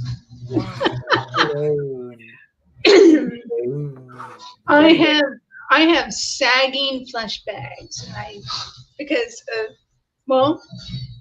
had a baby. Well, that'll have an impact. Had a baby, and they went, and I was fine when they were itty bitty, because I had itty bitties, and I was like, okay, I can deal with that. And then they got pregnant, and I went, I'm like, no. Oh, I don't know. And one way or another, worst case scenario, I can declare that they caused me back pain, because that's not a lie. There you go. I don't have I wish mine were bigger, because they're not bad. But I do wish they were bigger.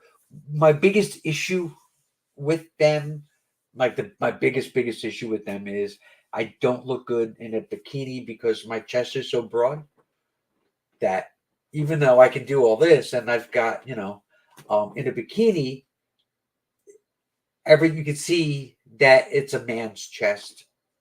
You know, yeah, it looks like a guy wearing a bikini top when I wear a bikini. Even though I can wear a bra and I do a whole cleavage thing and everything else, and it looks great. The bikini is too revealing. You can see too much. So and I want to fix that. Yeah, they're trying to claim that me wanting to have my benign tumors be removed is cosmetic. Oh. Well, you know I've mentioned in the past I have the condition neurofibromatosis. Yes. So the only reason I was able to get that officially diagnosed because I had one that was on my chin biopsied, and it came back as fibromas, and that's how I got the official diagnosis finally. Unfortunately, neurofibromatosis, even though thank God I have a very mild form of it, having those benign, and they are tumors, but they're benign tumors, having them removed is considered cosmetic because they don't cause any medical problems. Because they're benign. Because they're benign and it's not medically necessary in their eyes. Even though the version I have, we now know they can develop root systems. And actually the root can be intertwined and wrap around your internal organs. Ew. Yeah. And the two that I have are on my chest area, and I strongly suspect they have a root system going on. So it's like that's like alien. That's life. It's the most bizarre. It's bizarre. This condition is, I mean, if you literally Google image, and I don't recommend it to anybody watching, don't Google it. Don't Google it because you will see the most extreme versions of this condition, of people that have these things literally all that, like their entire body is nothing but these bumps because it's progressive. Right. You get more and more as you age. In fact, I have a whole bunch on my chest area that are popping it, that I can tell. It's like, okay, that mark is a future neurofibroma, that one's a future one, that one's a future, because they start as a little, in my case, they're like purplish little blotches on my skin. They can also be caffeine lace spots, and it's like I have a whole bunch, and I have a bunch on my back now. It's as you age, you just get more and more and more. And it took till I was in my 30s to get diagnosed because I don't have the bone nodules on my spine. That is literally the key indicator to doctors. They give you the contrast, they do an MRI, and if you don't have those nodules, they just go, nope, you don't have it. Come back next year, we'll do another check. And I've been getting checked ever since I was 12. Because I had one on my neck my entire life until I had the spine surgery. And my mom asked the surgeon, hey, can you remove that while you're back, since you're going to be back there? And it's right there by her where you're going to be doing surgery. It's like, yeah, no problem. We'll take care of that. Neurosurgeon, so hey. Wow. That's but, crazy. I joke with Amy, I have so many unusual conditions that nobody in my family has. Nobody. That is crazy. I got hit with a crazy stick. I'm the only one with asthma. I'm the only one with neurofibromatosis. I'm the only one with scoliosis. My God. It's like, what? My mom goes, I'm so sorry I bred with somebody with a bad genetic line. My dad. I didn't have the heart to tell her, actually, Mom, all the conditions I have are passed down through the maternal line. So it's somebody in your family that had these conditions or had the genetics. and the mutations, and they hit me. But good luck telling a narcissist that.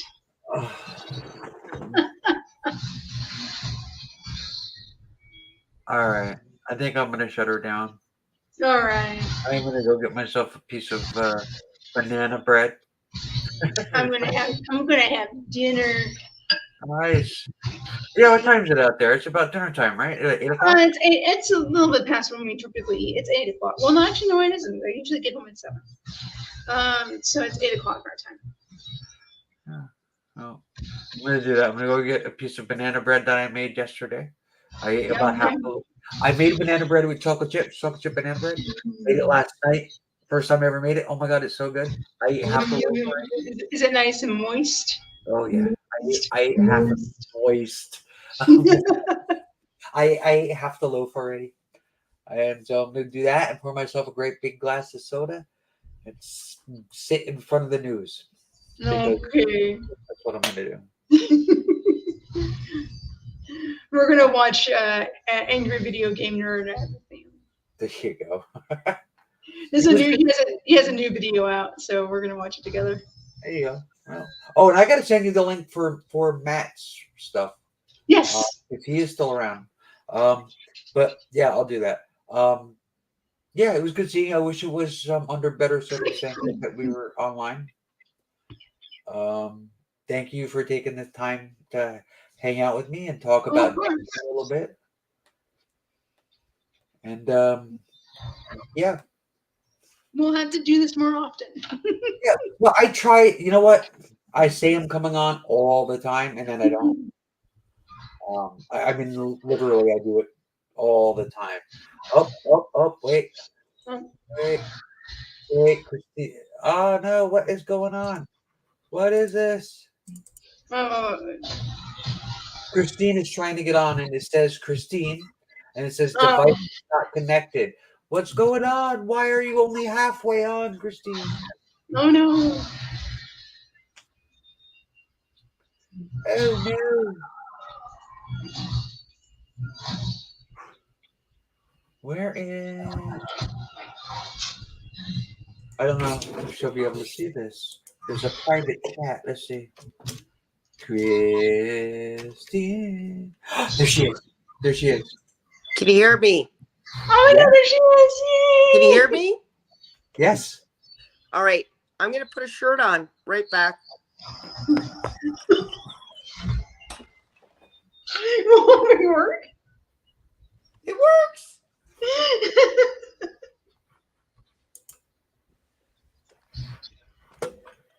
Oh, God, I'm so stupid when it comes to computers. You know how long that took me to figure out? The problem was I couldn't figure out how to do my mic and the camera. So I was like in settings and it's funny because earlier today when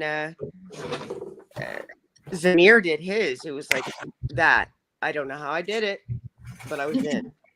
Well, I don't know what program he uses, but I don't know. StreamYard seems to be pretty straightforward, and it's free. Not for me. It's not straightforward. It's good. By the way, if you hadn't guessed by the amount of fucking messages I'd written, it's great to see you all. You just wish it was under better circumstances. Yes. I think I'm a little less emotional about it because I was on Zamir's earlier. Right. And so it's, excuse me while I pick my nose. It's a little easier to talk about. I'm not putting snot on my ear. It was a different finger. But I really do want to say something quick about Jason.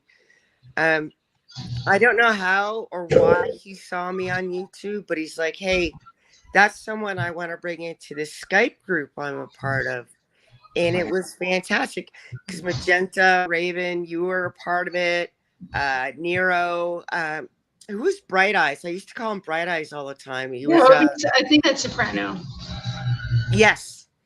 And I think there was one other regular. That would be James. Godless Heathen. Yes. Godless Heathen. James is the one I called Bright Eyes. He's the British guy that was in the military that had his leg shot. Oh Yes. no, the military one was that was Godless Heathen. Who? Soprano was in military. Godless Heathen was. Right. Okay. Yeah. But really, I think I mentioned it briefly because it's hard to put in chats what you're really thinking, right? That was about the time I wasn't yet diagnosed. So I did know what was going on because for like 35 years of my life, I was, had a straightforward life. I wasn't having difficulty with my emotions or thoughts. But about that time, I was, mental strain, mental pain, and really dark thoughts. And then, the car accident, my spinal cord injury, nothing compared to what you went through, Magenta. But, it's relative to who Oh you no. are, right? Oh no, trust me, you went through far worse. Mine No. was just. Oh no, No. trust me. The car accident injury is far worse than what I did because Amy had a car accident where her spine got fucked up. Me, I just had scoliosis my whole life and just got the benefit of having it corrected. Yeah, but it's all relative, right? If it hurts for you, it hurts for you, right? Sure. So here I am stuck in bed. It took me a year as well to sort of be able to walk without assistance, thinking and trying to hurt myself. And then this guy out of nowhere, and that was sort of like the treasure, because the internet could be bad too, right? We all know. But I get pulled into this group and I'm distracted by these things. I mean, yes, later on, because the pill manufacturers lie to doctors, mislead them, and say, "Oh, this miracle drug won't get you addicted." So I get put on basically legal heroin. Right. Get hooked mentally and physically, because mentally it's making me feel better, and a lot of people do what's called self-medicating. So I'm not diagnosed yet. This is making me feel better in my head. So once they took me off the pill because they figured out I was lying and getting more than I needed, my doctor dropped me as a patient. I came in for an appointment. It was like, no, sorry, you're gone. Instead of getting me into rehab, you're off all these pills that you're on. So I went to the streets and I replaced it. But thankfully, my parents noticed she's not herself. This isn't her being selfish or whatever. She needs help. They got me to a doctor, got diagnosed, got on the proper medication. Once I could think straight, it then became, okay, my next thing is got to get off the drugs. And thankfully, my first go around in rehab, I did it for me. And that's not a brag, because it takes as long as you need to take. Yeah. Do it as many times as you need, right? I was lucky. And like you were saying, Magenta, family can be a bitch.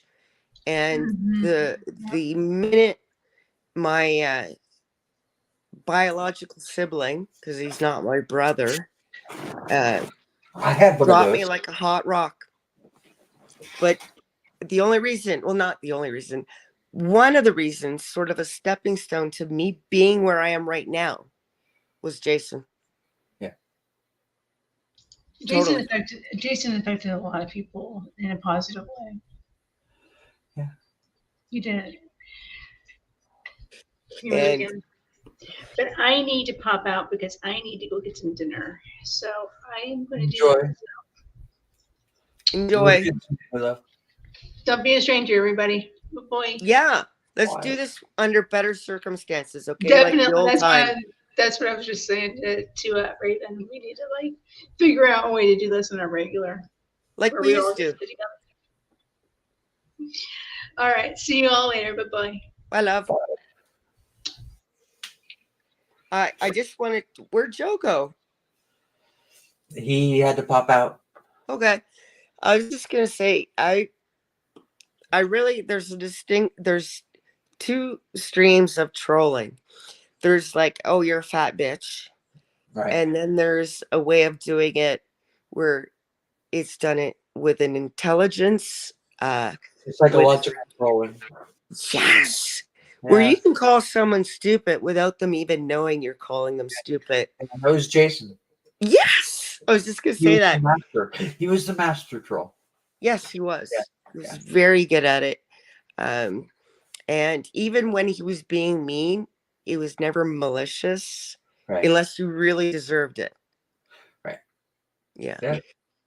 But I wanted to ask you, you were saying earlier, I left so many messages, you missed it, that's fine.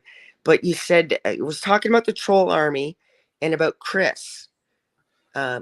And I know he always had issues and it said stupid fucking shit and didn't get along with atheists, even though he was one. Right. What happened with you in particular, though? Oh, this was way back. He and I went at it. He was just an asshole. Because he was part of the C.O.C.K channel. He was part of the group when I Right. came in. He was already there, and he had these like ideas that he was like a big shot on YouTube, and he thought I was a threat to his position of, in his mind, the leader of that group, which he was not. If anybody was a leader of that group, it was Dax. It was Nero. Yeah. He was more of a leader of that group than anybody. And at his age, too.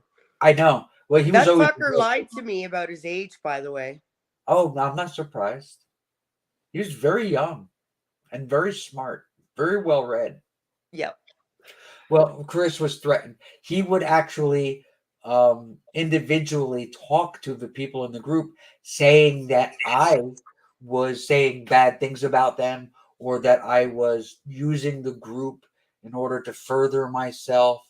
And I mean, he just like really was awful. Yeah. Directed at me for no reason other than I existed as part of the group. Well, And when accused me of someone being is in cahoots. miserable, they want to Yeah, make other people feel miserable. that's true. He accused me of being in cahoots with Elliot Plagerin. Um, Don't know. the alien. That was the guy that everybody that they all went after. Magenta was huge with going after Elliot. But Chris said I was in cahoots with him, and obviously, I mean, I don't think I've ever spoken to Elliot until he made that video targeting my kids. Up until that point, I had never even talked to the guy. So Targeting your kids? Like, what kind of oh yeah. cunt? Oh, he found pictures of me.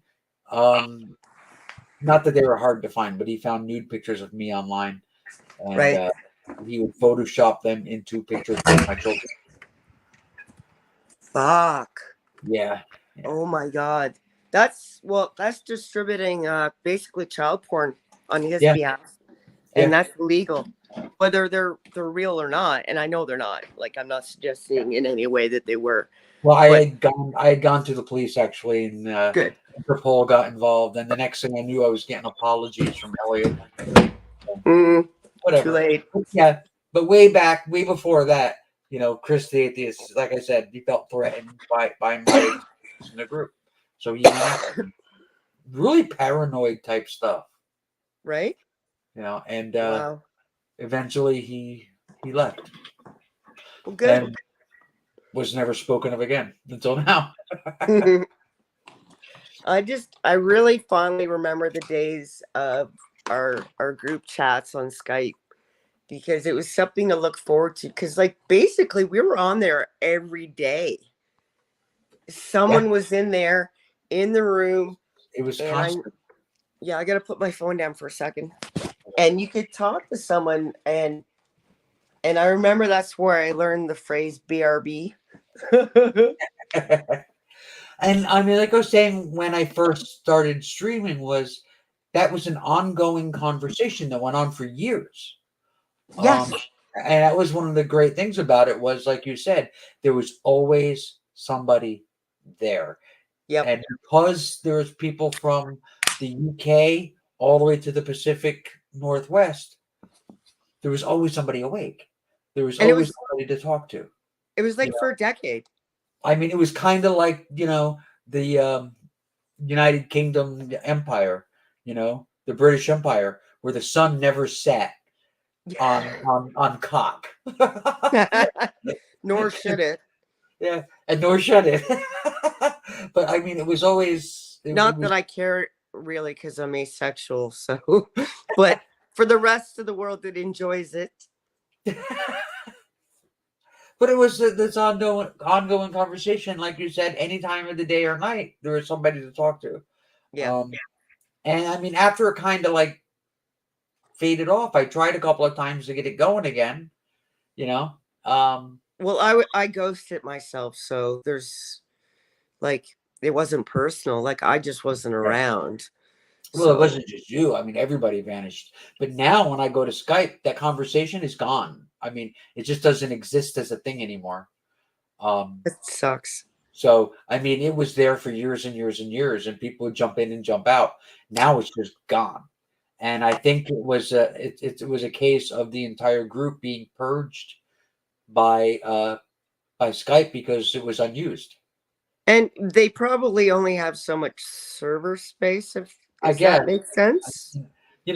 as long as it was active, I guess it would be available readily, available or accessible. But now it's just gone. I mean, unless there's a way to search through archives for it. I looked quickly, I didn't see anything. But Probably have to pay.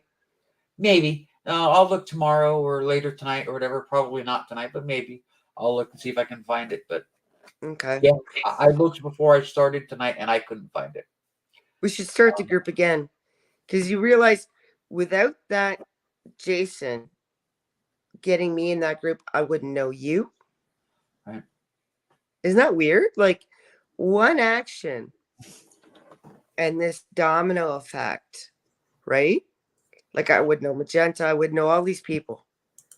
I Well, probably wouldn't have gotten really involved in YouTube or the atheist community. I wouldn't have gone on my trips where I met people. I wouldn't have met you in person. All these things. right. I don't know if you recall, like one of the conventions we did meet. Yeah, I absolutely recall. Oh, You were you sorry. were you were using at the time. No, that was before you got clean. I remember. Yeah. I remember I was talking about it briefly because you were on something at the time, and I was just like, I love you, Chris. Not judging. Yeah. Yeah. That was just me buying pills off the street. I later, like I said, when the day comes when you can't find a pill and someone says, here, I got this, Right. and you try that and then I it remember you were really snowballs. manic at the time. Oh yeah. And Yeah. I don't think I was even at that time diagnosed yet. So that makes sense to me, the manic. Because for years, obviously I could think straight. I could, I managed my life great. I had an awesome career. I was respected and highly respected, nationwide. People knew my name and requested me to go instruct on different courses. And then all of a sudden I'm thinking, I can tell what people are thinking by the way they're looking at me. And they were always up to something. And it was weird shit. You had a paranoia thing going. Oh yeah. And not just that, but that was just like one example. But now I'm on a great medication regime, if that's the proper term. I think straight. Occasionally I'm a little down, but I don't think of dying or anything. Yeah. It's awesome. And Jason was just one step in me getting there.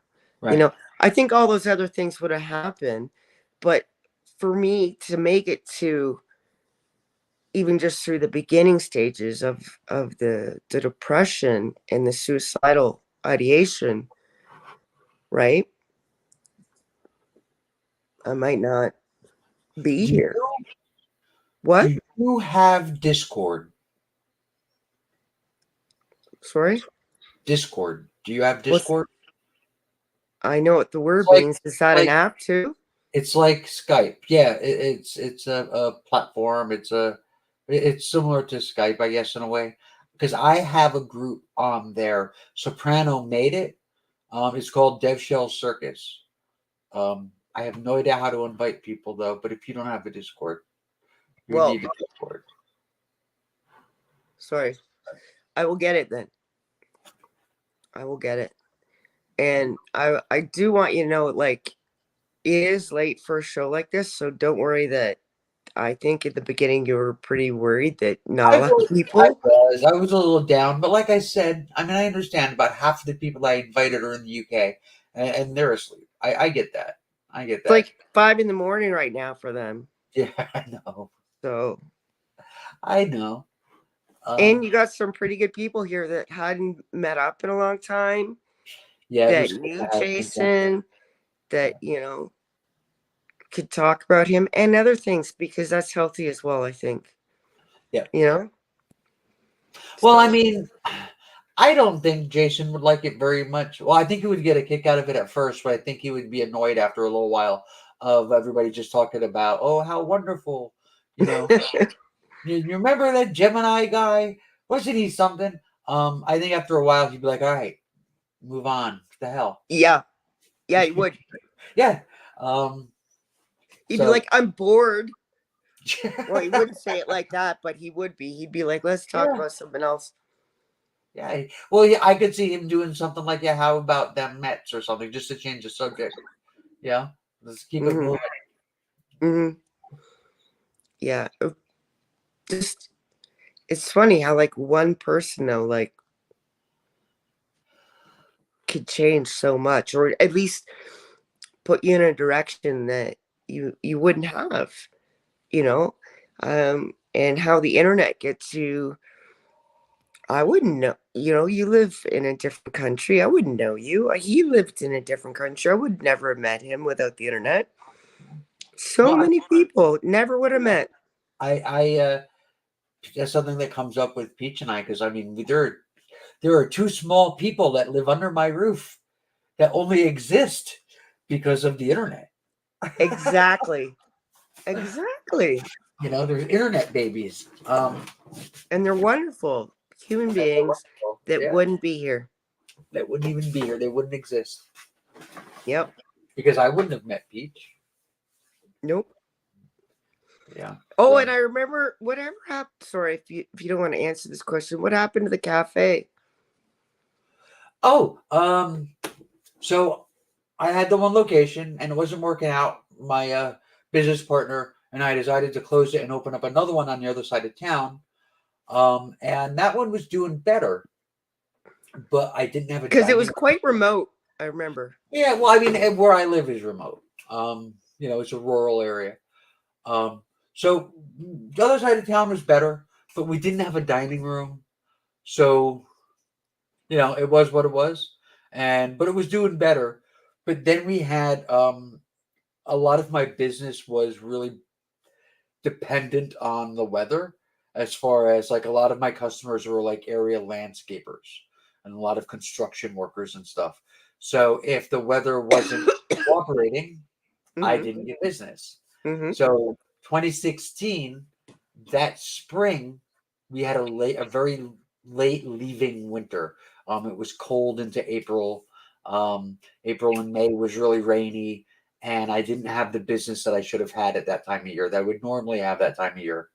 Okay. So we had Damon was coming. Peach was pregnant, so Mhm. you know the baby was coming. We knew that I wasn't gonna, you know, be able to take care of the business and the baby because she works full time as the Were breadwinner. you So also going through your transition at the time, though? not yet. Nope. I mean, Okay. I had initially started to transition years ago, back in like 2005, I guess. I mean, a long time ago. But that was kind of like, you know, on hold for like forever. Mhm. So it wasn't until after Kai was born that Peach and I like had a serious discussion about what I was going to do. So, but yeah, so I It's closed. amazing that you guys have made it work, because so many people wouldn't have the intellectual like fortitude to go through such a change, because it is a big change, right? It's a big change. It's a big change, but there are certain things like she knew before we were even together that had already begun to transition years ago because I had the boobs. Okay. I had the boobs for so long. Everybody knew I had boobs.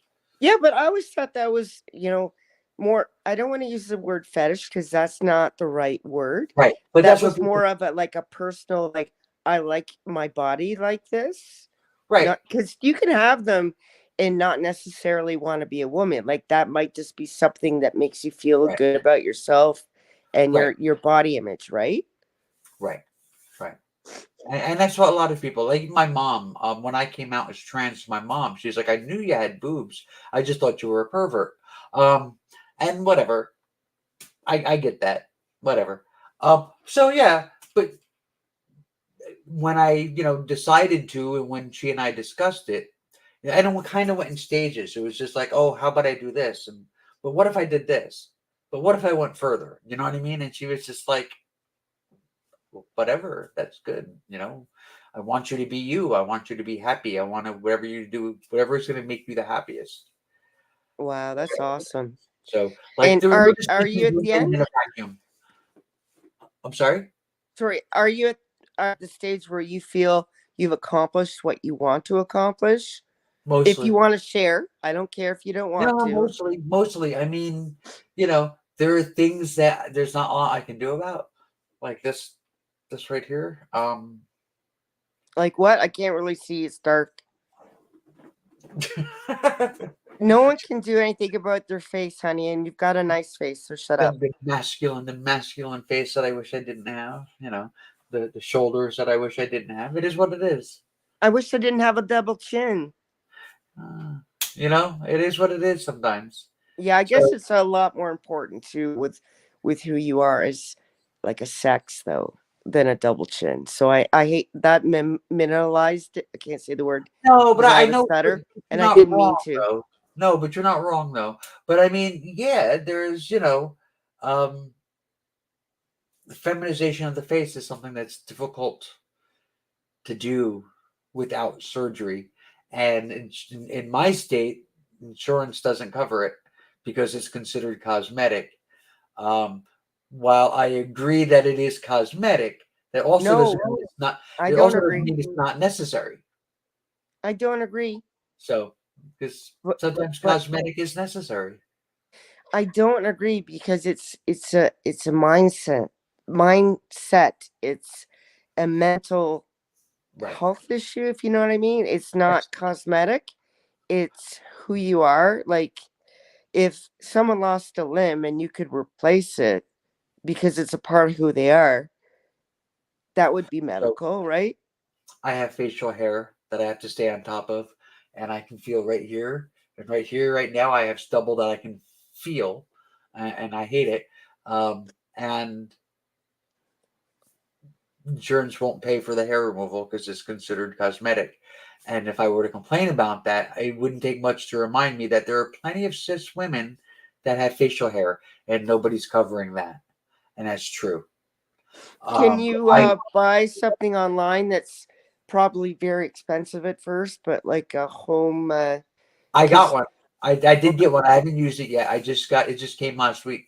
IPL. Is it called IPL? I don't know. apparently they work. It's So a bright light, and it basically kills the follicles. yes, I and have and one. I haven't used it yet, though. I hear it takes like with each follicle, it could take maybe 6 or 7 times to kill it, but it will work in the end. So that's something to look forward to. It kind of takes about 8 weeks to clear an area. So you know what? I've got a little bit of hair that comes right here. I don't mind it so much. Every now and then, I can just go zip, zip, zip with a razor, and it's gone. There's the It's better to usual. pluck. Yeah. Well, yeah, it just takes more time. Then there's I like, guess you would have a lot more than like I have one or two. yeah, I got 5 or 6. I never had a lot of hair on my chest, though. I was never very hairy. No. All mine is all right in here. Okay. And I went for electrolysis, and I paid a couple $1,000s and I left with a beard still. I mean, it didn't do Yeah. anything. Yeah, like I said, that's what I was thinking you bought. Sorry, electrolysis. I couldn't think of the word at the time. And it probably didn't work because that's the thing that takes, like, each follicle has to be like zapped like at least 7 times. So you might have paid $2,000-3,000, but they don't tell you is that, oh, we've only actually done it technically 3 times to each follicle. So you have to come back and do What it did more. was, you're Money. not going to be able to see it, I don't think, but here and here, I'm all scarred from Oh, it. yeah? It burns your skin. So I end up with burns here, and there's scars that don't go away. No, I can't see it because I don't have a computer. I'm only on my phone. Yeah. Here and here, it sucks because my skin was all nice and smooth, and now it's not. So, whatever. I tried. I like your hair. Are you going to keep growing it? Yeah, I want to. It's getting really long. It grows so fast. Did you have long hair before you transitioned though? Not like this. When I was a kid, I had, the 80s hair because it was, Yeah. but yeah, not like this. This is, Well, oh, my God. hold on a second. Okay. And my hair is so dirty. Oh. And my hand's in the way. Yeah, there's your hand. Hey, they are. Yeah. Wow. Long. Yeah. It's so And long. gray. And gray. Yay. Yeah, that happens. Yeah. I always wanted a gray streak like what's that lady on the Dalmatian movie? Like Cruella. Cruella. Yeah, Cruella. But all I got was this patch. Like it doesn't. Just a patch. Yeah. I have a streak. I have a gray streak right here. Well, you can't tell because obviously. Well, because I went blonde. You can't. Yeah, I went blonde, and now you can't really see it. Blondes have more fun. Blonde, you can see it. Now that you've got long hair, you can even I know you're blonde. And you look great as a blonde, but have fun with it. Like try red. I did. Actually, before I did the blonde, I did red, and I loved it. And I still prefer the red over the blonde, but I wanted to try blonde. So yeah, I'll be going back to red, I think, though, because I really did like it. Like a nice chestnut red, I think would look lovely on you. Not that the blonde doesn't look great. I'm just saying, have fun. I don't have the guts, but I really want to, and it would be expensive, and it'd take a long time. It'd take 8 hours. But they bleach your hair right out, and then they put in multiple colors, like a rainbow, basically from the top down. And if they do it right, oh my God, it looks so fucking good. But if they do it wrong, oh yeah, that's always. I think when we're getting closer to the holidays, probably around Thanksgiving, I'm going to get what they call peekaboos. I'm going to get red peekaboos over here in here. Right. So for now, I'll keep the blonde, but I'll just get those little red pieces in here. Cool. So and I wasn't accusing earlier the LGBT community of supporting Hamas. I was just asking, had you heard anything about this? Oh, yeah, no. I that's what I figured you were saying. Yeah. I was just saying, any reporting of that is probably propaganda. And I should have fucking thought of that first thing. Anything that sounds so fucking extreme should be investigated because that is just over the top, right? I mean, it's just the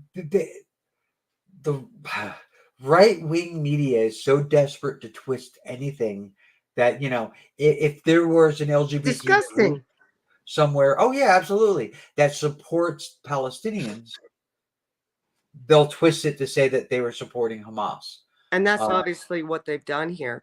But I think I was just so distracted by the fact that I was like, but Hamas would kill us. Yeah. Yeah. Because I'm non-binary as well as asexual, right? So I'm like, we die. And I wasn't, you know what's funny? I've been non-binary and asexual my whole life, but I felt this pressure from society that that wasn't a way to live. I couldn't live like that. That wasn't right. I must be mistaken. You're Or you're supposed to, selfish. yeah, all Yeah. sorts of things. Yeah. And I didn't even have a name for it for the longest time. Like, it's just so bizarre when I think of it. Like the times we've grown up in and how things have changed, Yeah. and Well, that's one of the expanded. reasons why there's so much backlash against a lot of it, is because it's different than what people are used to, than what they grew up with. Yeah. And that makes them uncomfortable. Yeah. People Grow like the the fuck comfort up. of what they know. Now I've told Joe this, and this is my argument when anyone says, you can't teach an old dog new tricks, or this is the way I was brought up. And I was brought up in a racist, not everyone, but there were some parts of my family that were racist. And I don't think I ever truly held those beliefs, but definitely leaned into it. Right. Partially because I was bullied and ostracized in high school and wanted something to belong to, right? Right. And it made me feel good about myself because I thought, teenagers are dumb and, your brain's not fully developed till you're 25. I thought, okay, this is right because I must be superior. And that made me feel good. But fucking grow up, smarten up. Thankfully, I did. And it's like, there's no excuse why you can't educate yourself and move the fuck on. Right. Because even if someone has just one conversation about this that opposes yours, that's done calmly, that's not argumentative and makes sense, because it does make sense, right? Right. That I was wrong. Right. There's no Right. excuse other At than the you same time, don't though, want to believe it. your initial logic, though, coming from the point of view where you were, Mhm. that makes sense too, though. Like, it's Right. easy to understand why people can get into that kind of a mindset, especially when that's all they know, because that's all that's around them. It's not until you become exposed to people from other backgrounds or other ethnicities or other races, other cultures, that you begin to broaden your view and And gain an that's understanding. what I'm saying. Once someone points out to you with facts, Yeah. because if you're confrontational, no one's going to listen. So in a calm way, talk to you about this. The only thing that's holding you back is you now, because come on. So this whole when people are against things like the LGBT community and so on, it's like the whole excuse doesn't hold water for me anymore. That's the way I was raised. Or you I can't teach a dog old dog new tricks. It's like, I was raised in a household that had a fair amount of racist attitudes in it, and I mean, I've had 3 serious relationships in my life: my ex-wife, my ex-husband, and now Peach. And between Peach and my ex-husband, I had to come to terms with a lot of things, a lot of prejudices that I held that I didn't realize I did until I was faced with them. and Because I am I'm sure you Puerto still Rican, have some. We well, all yeah. will. As things come up, and you get the opportunity. If you give yourself the time and the space, you will have the opportunity to uncover biases that you didn't know you had, Yep. and then you can work on them and deal with them and think about them. But like, there were all kinds of things that I believed that were wrong, that I didn't even realize I believed them. Good point. It was just part of my being. It was just there. and years of hearing things and witnessing things, and Conditioned yes, by yeah, the media, by your family, everything yeah. in society. We were conditioned, especially as white And people. as a white guy at the Hmm. time, who didn't have a whole lot of experience with the world. I remember early on with my ex asking him about Cinco de Mayo because what the fuck did I know? And Hmm. he was like, and he said, "I'm Puerto Rican, not Mexican. What the fuck do I know about Cinco de Mayo?" See, I didn't know that. I just taught me something. Right? See, Yeah, Cinco de Mayo is a Mexican thing. right. It's you know. He's like, "What the fuck should I know? I'm Puerto Rican." I was like, "I don't know. And What do I know? I'm white." you know what? It really still like throws me for a loop too is when people don't realize that Puerto Rico is part of the United States. Oh yeah, that drives me crazy. It's Says like Puerto, says Puerto Ricans go back to their country. This is their I country. know. It's like and those are usually the same people that will turn around and say they love America. You know, they're so proud of it and they know so much about it and it's so great. You think, well, then you should know just about everything about your country, right? No. True, so true. But I mean, stupid stuff like that. It was just like, wow. It. I don't know. And then living in Patterson, which is a minority white city, and it's also a city that's in bad shape. I call it the city without hope. Oh, And um, living in a community where I was the only white person, and I was made aware of that and reminded of that on a daily basis I'm on my way watching and to the listening. I'm putting my hair up. Go ahead. Okay. So it's you end up having to face things that you didn't realize were issues, or seeing things from a point of view. Like I got hassled by the cops because I was a white guy, and I was like so put off by it, and I was like, I can't believe I'm getting hassled because of the color of my skin. Right. And there was a black kid walking by who yelled over to me, "Welcome to my world." Yep. And I was like, well, shit. And this that's this just went a lot deeper than I thought it was gonna. and that's another good thing that the internet's been doing is really highlighting because I always knew but I really didn't know that black people had it as bad as they did with cops. I was like, oh yeah, they're probably hassled and pulled over more you know and I knew that they got higher sentences for the same things. But then I started watching all these videos and I was like, that's not getting hassled. That's almost dying. Yeah. And in some cases, dying for a speeding ticket. Oh, yeah, or less. Yes. Or less. Even like being pulled over, oh, your brake light's out. And it's not even fucking out. Right. The one guy, oh my God, his name was it Castile was his name, I think. He was the passenger in the car, and he told the police that he had a firearm and that Yeah. he had a license. And they shot him. Yeah, he was with his wife or girlfriend, and Yeah. there were two kids in the back seat. He's sitting there, hands in plain view, Yeah. and it's law that you have to say that you have a firearm on you, and then you're supposed to show your license. He Right. didn't even reach for his fucking license for the firearm. They Yeah. just saw a black man, heard the word gun, shot. And shot. Yeah, Yep. I still think about that. And I'm so angry. Yeah. I can't even watch those. Like I said, I've seen those videos, and occasionally I'll still watch some of them, but I've had to avoid them because obviously it doesn't affect me. I'm a white woman, like Right. in my day to day life, but it has had some post traumatic stress attached to it. You know what I mean? Yeah. Well, it's awful. I mean,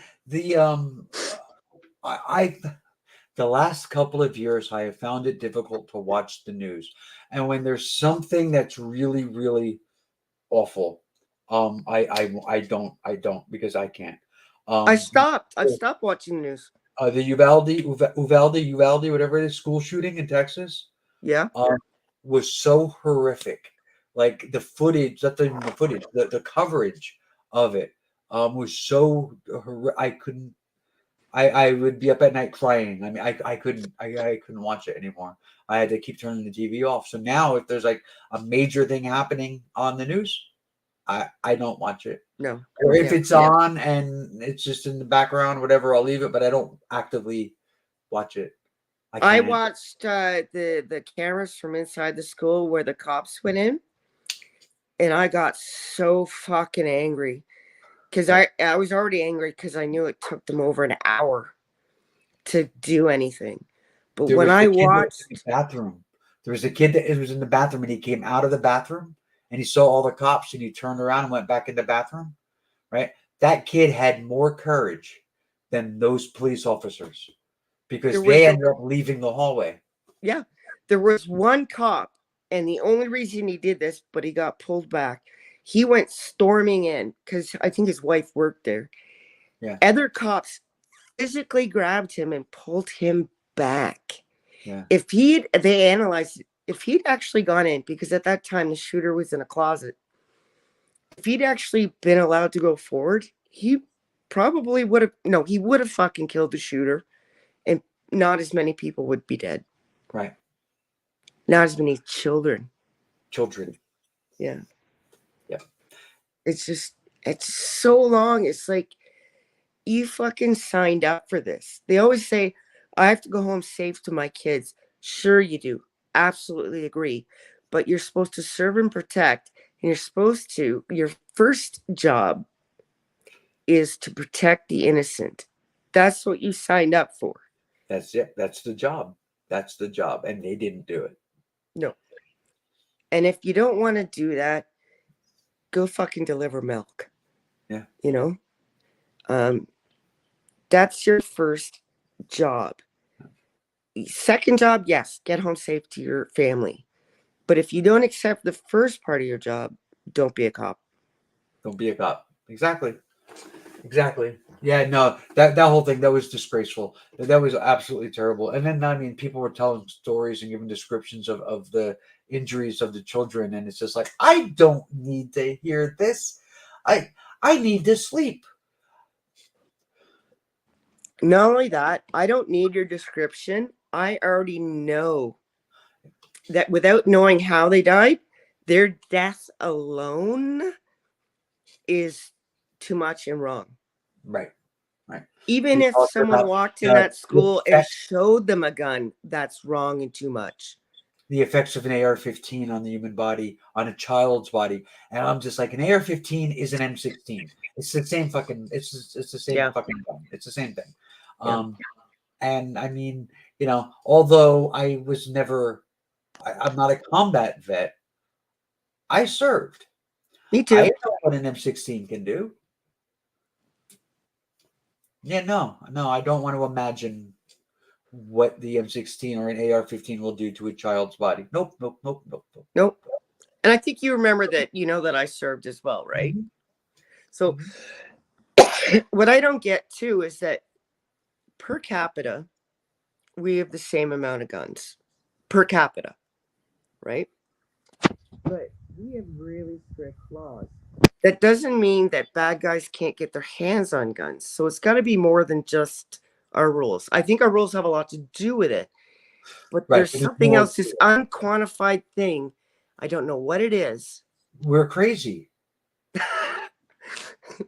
Michael Moore, years ago, Michael Moore did this whole thing about Americans being afraid. Yeah. And that is the reason for the shootings. And it's easy to dismiss him as just a crying liberal, you know. It's easy to do that. But like you said, per capita, we've got the same amount of guns as Canada. Why is there an issue here but not there? Or if there is an issue there, it's nowhere near the same caliber. Right. But you know, so what is the issue? And his whole thing about afraid of the other, and afraid of somebody taking something that's yours or your position, or being too, yeah, yeah. I mean, we see it in the more recent shootings, where there was the woman who fired through her door at the kid. Yep, She's afraid. just because like the neighbor comes over to talk to you because there was a conflict just between the two children. So she comes over as an adult just to speak to you about what happened, and you shoot her through the fucking door? Yeah, yeah, that's fear.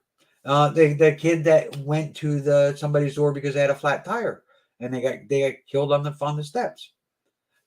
Yep. That's fear. That's fear. It's And it's fear it's is that it's not fear based on and anything real. sorry. It's not based And on it's anything real. sorry, I keep interrupting you. It's okay. It's that fear and that whole like attitude that my home is my castle and I have the right to defend it with my life. Yes, you have the right to defend your life, but your things? I mean, take my stereo, right? As long as I'm not in danger, obviously you need it more than I Well, I mean, do. that's why, like, you look at like the left and the right in this country, and the differences of what they value, or what they fear. Um, the left fears people taking away their rights, um, and they value people's lives. The The good right, ones do. the Anyway. right fears people taking away their things. Yes. Yes. I remember that Michael Moore movie now that you brought it up, by the way. And I remember in one part of it, he came up to Toronto and he said, there's this big rumor that Canadians don't lock their doors. And he went and tried all these doors in Toronto, our biggest city. And every door he tried opened. Yeah. I don't even know where the key to my house is. And I've lived here almost 6 years. Don't know where it is. I don't even remember using it when I moved in. Yeah. I think my dad unlocked the door. That's why I don't know where the key is. Your Really? dad But well, I live in the middle of nowhere now. Actually, I'm pretty proud of this. I own more than half my house now because the bank owns the other half, but I'm paying it off. But I've got 26 acres in the Algonquins, which is, I don't have waterfront. That's why I can afford to be here. But there are like multi-million-dollar houses around here. But mine wasn't like one of those. not even fucking close to that because I don't have waterfront. Right. But I always wanted to live out in the woods, so I'm very happy, and that's what I have now. There you go. Very good. Well, that's Go ahead. I do think that Michael Moore was onto something. It's fear, and like we had just finished saying, the people on the right who are most of the time the bigger gun advocates, what they fear is people taking or destroying their things. The Black Lives Matter protests. You hear about people talking about the insurrection on the Capitol. We talk about lives, and we talk about rights, and we talk about equality and all this other stuff, and then the other side counters with people destroying property in big cities during Black Lives Matter protests and riots. And it's just like, those are bad things, I agree with you, but you're talking about things, we're talking about lives. And you know what? Even if they were lives that were be taken by another side, that will not excuse your taking lives. You know what I mean? It's like a little kid saying, well, Johnny fucking broke a window. Why can't I break the windows? Well, Johnny broke a window, why can't I kill somebody? Yeah. Yeah, and that's really what it sounds like. That's exactly what it sounds like. Little Johnny killed somebody. Why broke a window? Why can't I kill someone? It's like, no, that's not how the world works. Number one, number two, these things aren't related. As much as they might want it to be, they're not related. And a lot of them do it because they're stupid. But the other part that's kind of scarier to me is that they try to deflect to take away from their own guilt Yes. and to minimize. And even that's civilians. Now let's talk about the government in this situation. When Black Lives Matter groups went to protest and stand up and talk against their government, there were barricades up, there were fences with barbed wire, there was hundreds if not thousands of cops there. Right? Not one cop was killed. Whites come to protest and quite openly say they're coming to overthrow the government. When they do so, there is a handful of police there. There are a few metal fences, right? And then cops get killed, cops get beaten so bad, and there's still people out there trying to compare the two. Right. On Black Lives Matter protests, in cities where there were Black Lives Matter protests, where the cops came out in riot gear and with tanks and with tear gas, there was violence. In cities where they didn't do that, there wasn't violence. So who instigated the violence? Exactly. Like it was the cops. Yeah. Here in Because New Jersey, there wasn't a single violent Black Lives Matter protest, despite the fact that the state of New Jersey has a very high population in the cities of high Black population, and that there were protests, and none of them were violent, not one. Mhm. And in Newark, Patterson, not one of them was violent. And in all of those cities where the police have all the riot gear they have in other cities, they have the tanks, they have all of that stuff, but they didn't bring them out. Yep. Joe used to say all the time, during those days with all the riots, Joe would say all the time, when the police come looking for war, they find it. Yep. And if people feel that threatened because there's a militarized arm of their own government coming out dressed like that, especially to a civilian mind, that looks like a death threat, right? Yeah. And you're gonna fight for your life, right? That's what happens when they come out dressed for war. They find it. Yeah, they find it because they create it. And there's also this ingrained training in the minds of this some of the militarized they're not even cops anymore. They're not serving and protecting. They're an arm of the government to enforce strict adherence to what the government and their buddies in private sector want you to do. So in the 60s, in New Jersey, the cities of like Newark and Camden had a lot of really violent protests during the race riots of the 60s. And Black Lives Matter protests, the cops were hand in hand with the protesters in the streets. Yeah. Yep. Good. Yeah. And it was I was just going to say, I bet you that was completely peaceful. It was completely peaceful. Whenever like racial protests and stuff flare up, people in like Camden and Newark kind of brace for what's going to happen. And I mean, all over the country, we saw so much violence from both sides of those protests. But in cities where historically there was violence, there was none. Yeah, like Camden and Newark. And that's all because the police weren't dressed like that. The police said, "We're here with you." We're here with you. Yeah. Yeah. And there was a point I was going to make. Sorry. No, go ahead. There was a point I was going to make. At one of the protests I saw when the cops were advancing, it was an older gentleman who was all by himself, all alone, standing there. And he was purposely pushed over by one cop. And he fell back and he cracked his fucking skull open, by the way. And another cop stopped to try and help him. And other cops prevented him. Yes. And that's all ingrained in them, not to help, not to serve and protect. It's no, we're here to fight. We're here to fight people that aren't worthy of our protection, or we've been instructed need to be suppressed. I Because don't remember. Did that guy die? I don't know. I don't know. But I remember seeing that. It was so horrific. Yeah, And there's the no. inhumanity, like it was horrific in its own, the violence, but the inhumanity of it. Good. Hey, Joe. Nope. Joe, Oh, sorry, I can't see. I'm on a She's on telephone. a phone. She can't see. Her look, screen this is is this just a hoodie. I'm actually not black. big. I am fat.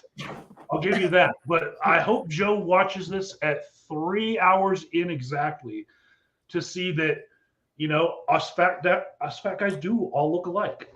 That's Oh, it's just a Joe's fact. very light skinned too, right? I'm gonna go ahead Yeah, and he's eat. kind of eat Mexican. I That- can't even see your name. Like, I think I need glasses too. wow. Agent of Doubt. What? Agent of Doubt. Oh, hey. Sorry. Whoops. It's okay. Have you It, been it happens watching? even to people who aren't blind. Have you been Well, I watching? brought show and tell because I was listening to you guys as I was picking up my pizza. Speaking of blind people, The bowling for Columbine. there you go. I was talking earlier today on a different thing about Jason is donating body parts to Yeah. science and for transplant.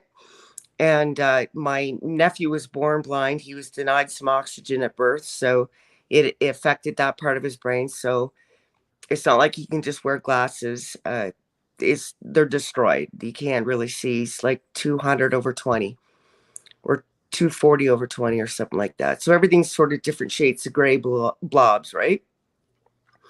And I said, even Jason's eyes, even though they can't help my nephew, might one day help to, alleviate, lessen the effects of something like this, or prevent it altogether. I And used to be an that's organ great. donor. I used to be an organ donor, but they won't take mine now Because the meds. because of HIV. Oh yeah. But you can donate your body to science still. And I'll tell you why that's a good idea. When I was becoming a nurse, our very first week in nursing school, we had to go and look at corpses and identify body parts and so on, the lesson, whatever. And that was basically to get people out that weren't, couldn't stomach that. But for every body that was donated, they'd be used for a year.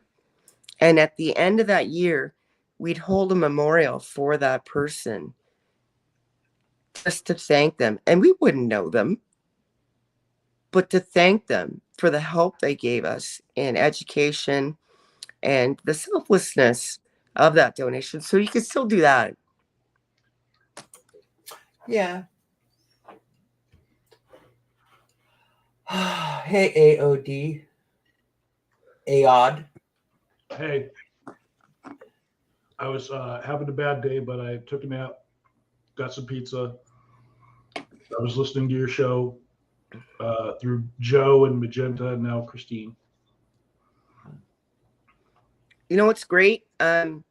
Also, I know I'm harping on this, but not great, but something to remember. If you do want to donate body parts, I know you have to sign the back of here. You have to sign the back of your license. And I believe that's so in the United States. But I know I've it was. heard. I don't still. What's that? I know it was. I don't know about still, but Okay. Now, I've also heard, it might only be true here, that it can be overridden by some family members once you've passed on. Can say, I don't care what they said. So really, if you're going to do that, talk to your family members. It happens a lot with the religious people, especially. They're like, I don't want my person chopped up or whatever. So, really force it on them and convince them, like, this is my wish. And this is why. Please respect this and don't go against it, because I've signed my license. And just a a reminder to anyone who's watching or sees this later, please sign the back of your license. It's important, and you can save so many people. And you're not just saving lives, you're helping improve other lives too, because of skin donations, bone marrow, tissue donations, all sorts of things. In my state, we have a little heart on the corner right here. Right. And they ask you when you're getting your license if you want to be a donor, because the signature could rub off the back. Sure. And they ask for specifics, like if somebody had, HIV. For me, I wouldn't want anyone to get my kidneys because I've had problems in the past. So I wrote that I have a history of kidney problems, so they can donate everything else. Right. Just donate around that. Well, even your doctors can decide, once you've passed, are they far enough gone or are they not too, right? Yeah. But you do want to say to them, like you said, this is my history for sure. And thank you for doing that, by the way. Well, it's presented just like a voter registration in our state. They ask you when you get your driver's license if you want to register to vote. Yeah. Oh, really? They do that here now too. Yeah, they just started that here in the last couple of years. And they've turned it more into an opt-out thing than an opt-in for body donation. Yeah, I think that should be kind of like, it's just assumed, and if you don't want it, you got to say it. Yeah. That might be because this is true. There are enough organs that anyone and everyone on the transplant list could have an organ, but not enough people either sign that card or the families refuse. So people die unnecessarily.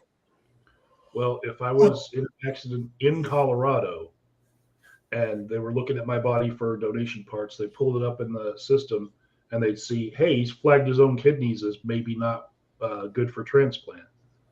So they would know, hey, I'm telling you, like, watch out for those, but everything else.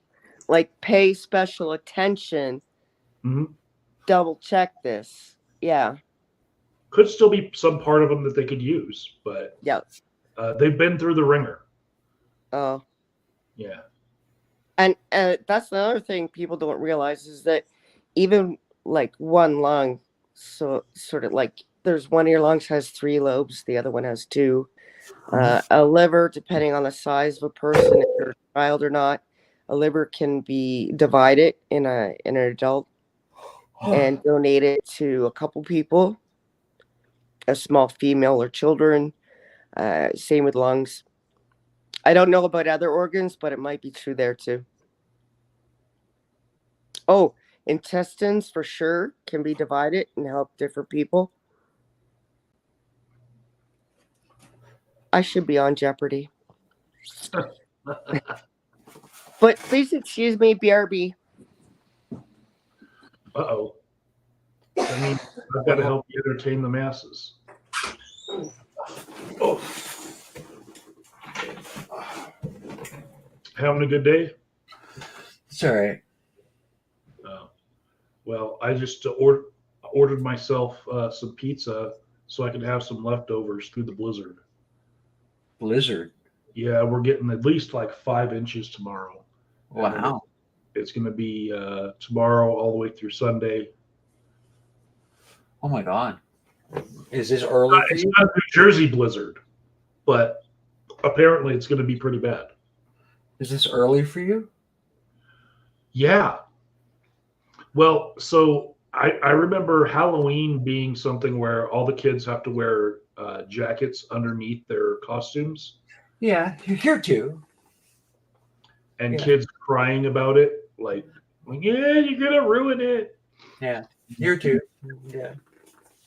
And so it's supposed to rain and it's going to be like 50 degrees.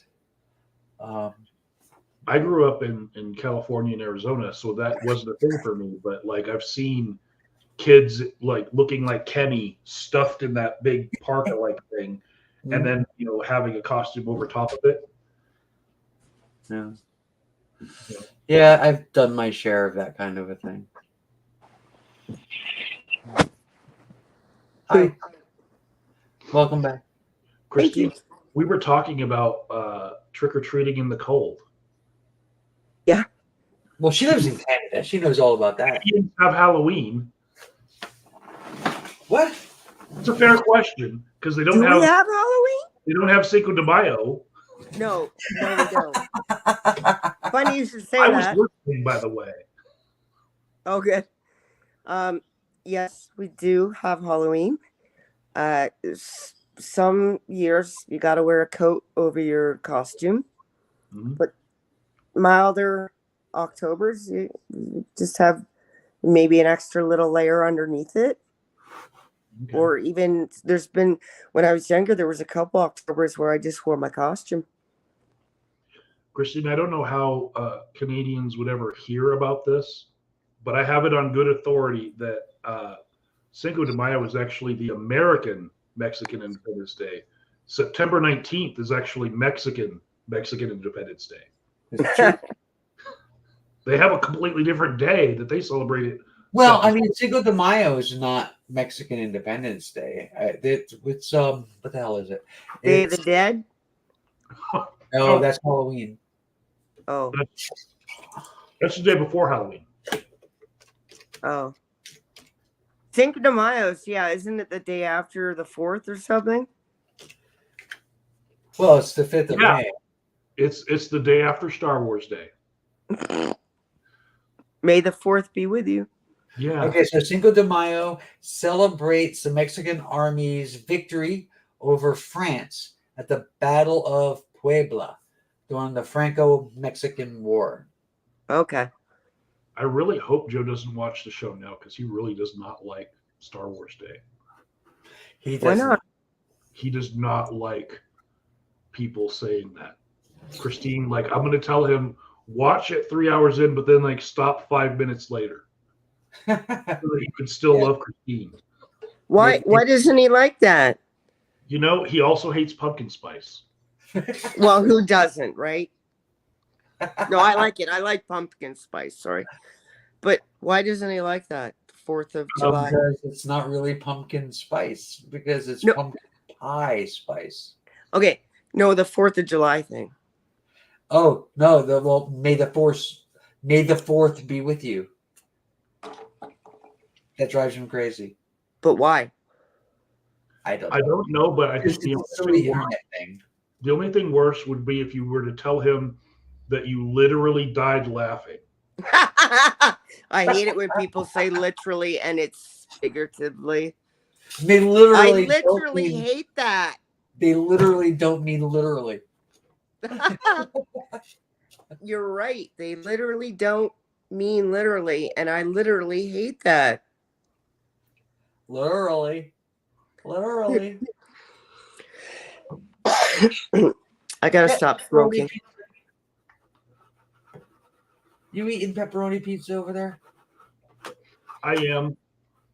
That's one of the shit things about living out in the country. No delivery. Oh, this was pickup. I don't like delivery. Even pickup. See, here out south of the Canadian border, we have this slavery era mindset of tipping. Yeah, and so do we. I'd rather pick up my own pizza than like make a slave out of somebody and have them live off of my tips. Oh, so yeah. I only do pickup. Well, I always found it strange is in the UK people don't tip. And that's probably why the service sucks. Because it sucks. Like, people fucking hate bringing you a plate of food. It's like, but didn't you take this job? But I think that has a lot to do with people don't tip. It's just not a part of what they do. And I remember going to Scotland, and I think the lady behind the counter made a joke out of it with her other kind of bartender friends and said, like, watch this. Went over to the table and refilled my Coke, and I gave her £1. And they all kind of smiled because they knew that I would tip. Even though it wasn't the end of the meal, I just tipped. So tipping is a thing in Canada land? Oh fuck yeah. Yeah. I'm minimum 20%. Oh, I thought it was strictly American. Didn't realize Did it was any like North America. Canadians in Canadian history ever own other people? Yes. Okay, well, I guess then you guys can carry on the tradition with tipping too. But actually, when I was in Tennessee, I was at an atheist meetup in Tennessee. Yeah, it was, I think. I went to the Martin Luther King Jr. Museum, originally the hotel where he was shot. And they had this great floor map of the Underground Railroad, and it kind of just stopped at the Canadian border. And I was kind of like ticked off, right? Because it was like, it kept going. And, and even like before some of the northern states abolished it, it was like, yeah, Canada did it well before that. And they had to even hide. And even when they abolished it in the northern states, there was slave catchers, right? But when it was still legal in the northern states, they had to keep going then too, right? And I was like, no, you should tell the whole story. But I guess that's kind of selfish. So I thought that was the whole story. Like the trail ends at Canada because you made it to the finish line. well, not exactly, because there was people that would cross the border illegally and try and smuggle you back. So you What? really want it to go a little bit further. Wouldn't that risk us capturing actual Canadians and enslaving them? They didn't settle in Canada though, right? They were shipped off somewhere, weren't they? No. And it didn't matter, because who's going to complain if someone with dark skin back then is kidnapped and brought to the States? No one. Unless you were a part of the Underground Railroad and had I have a speech impediment. Sympathies for the cause, right? Right. So a large majority just didn't give a fuck. But there was a certain sect that did, and it was probably larger because a lot would keep quiet about it because you didn't want to, lose out on job opportunities.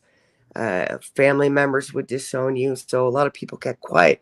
I think a lot like today, where people keep going to church even though they're secret atheists, some of them, because they don't want their family members to be like, they don't want to ripple the waters,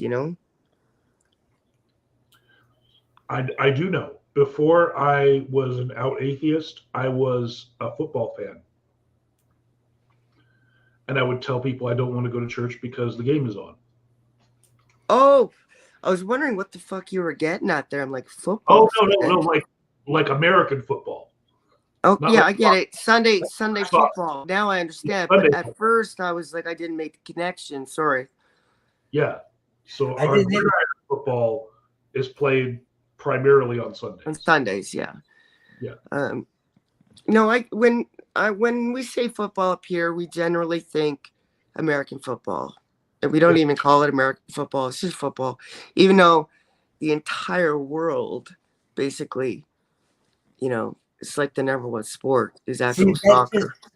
That just confirms to me that Canada isn't a country. It's another state. Don't say a state. I'll come down there. It's All right, actually, I'm I getting in think, the car. It's 3 states, right? No. 5 states.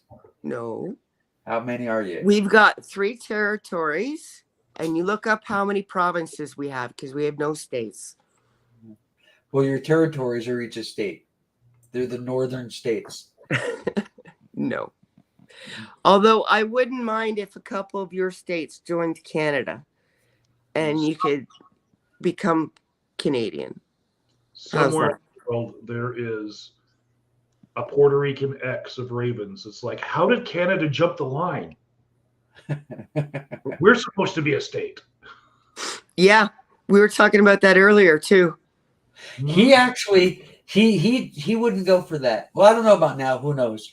But when we were together, the topic came up because he used to call Puerto Rico his country, and I was like, "No, baby, it's not a It's country. America. It's an American territory. It's not a Yeah. country." He's like, "No, it's my country." It's no. Well, he kind of has the right to call it that because they don't have any power with votes there, so it's not very fair. Like, Yeah, it's not very fair. I don't think they have senators or whatever either. Like, they don't have any. Can't. They have a non-voting representative in the House of Representatives, There you go. and it's only one. They don't have a senator, but they do have a governor. Just like With no power. Well, he has power any governor of a state would have. He has over Puerto Rico. Right, but there's yeah. no representation, Right. like in Washington, Right. D.C. Sorry. so just like per capita guns, it's really hard to count them, but I would be willing to put money on in New Jersey. There are more Puerto Rican flags than there are New Jersey flags. I Um, almost spit my I- Coke out. there are more Puerto Ricans in New Jersey than there are in Puerto Rico. I have no way to count it, but I would put money on that too. Yes. Yes. Totally off topic. Mm. Well, kind of on topic. I find it kind of funny when a lot of Americans say, "Oh, Canada is so fucking cold there," and then I kindly remind them that 10 of their states are actually not north of all of Canada, but north of part of Canada, actually, and that we have 4 seasons, including summer. Including summer. Yeah. It tends to be, for most of Canada, it tends to be a shorter summer, though, no?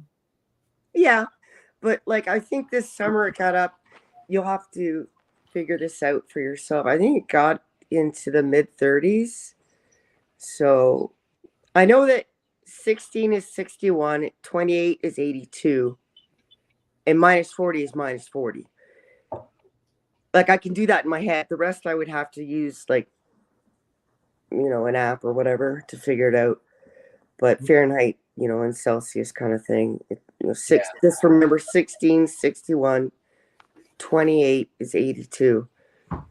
And the rest you kind of gauge, If Here in someone Denver, said 70 degrees to me, I'd be like, oh, that's a nice temperature for your house.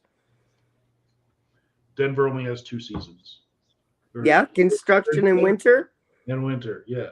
Yeah, I knew that joke was coming. You want to hear something hilarious? I hope it's hilarious. Go ahead. When I was a young person, like 12, and my biological sibling probably was about 9, we drove down to Florida, and we were in a restaurant, and we were ordering a meal of some sort, and the waitress said, "Y'all from Canada or whatever she said," and we're like, "Yes," and she's like, "I watched that show," and we're like, "What the fuck is she talking about?" Right? Like the show, right? She's like, "Yeah, the Great White North," and I don't know if you've ever seen it. It's an old show. It was a comedy back in like the 80s. It was these 2 guys that played stereotypical Canadians. They'd sit in these lawn chairs, wear toques, fry bacon, and drink beer, basically, and call each other hoser. Bob and Doug McKenzie. Thank you. There you go. That's important because it's coming up. So we play along with her for a bit. We're like, oh, yeah, we're rich Canadians. We have a 2-story igloo. And when my brother grows up, he's going to become a mounted police officer. And then we finally break it to her that we don't have 4 feet of snow all year, and that we were just pulling her leg, and that we have 4 seasons, and it's quite like America. And then, and then she's like, "What are all your names?"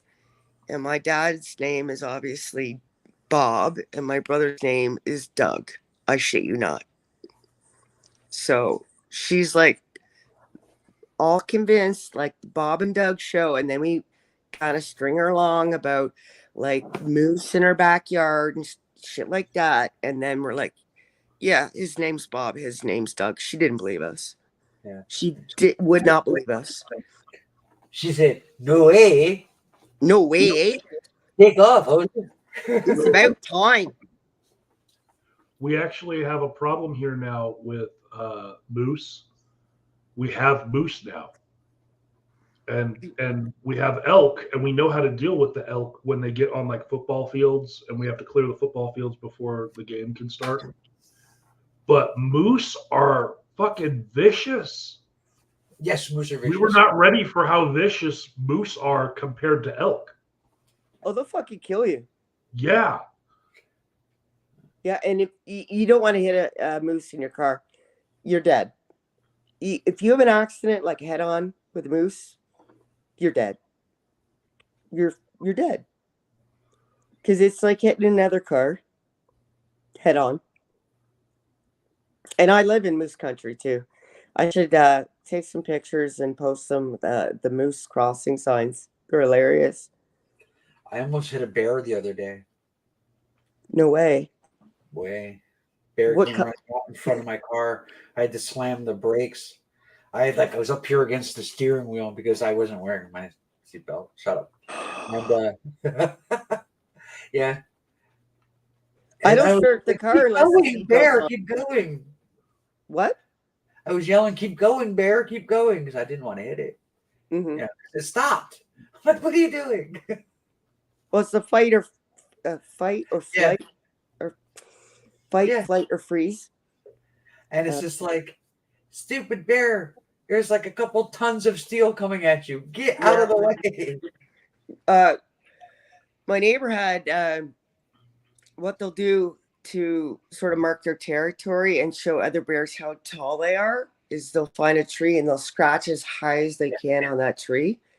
So we had them on his fucking house, and it's just my neighbor down the road.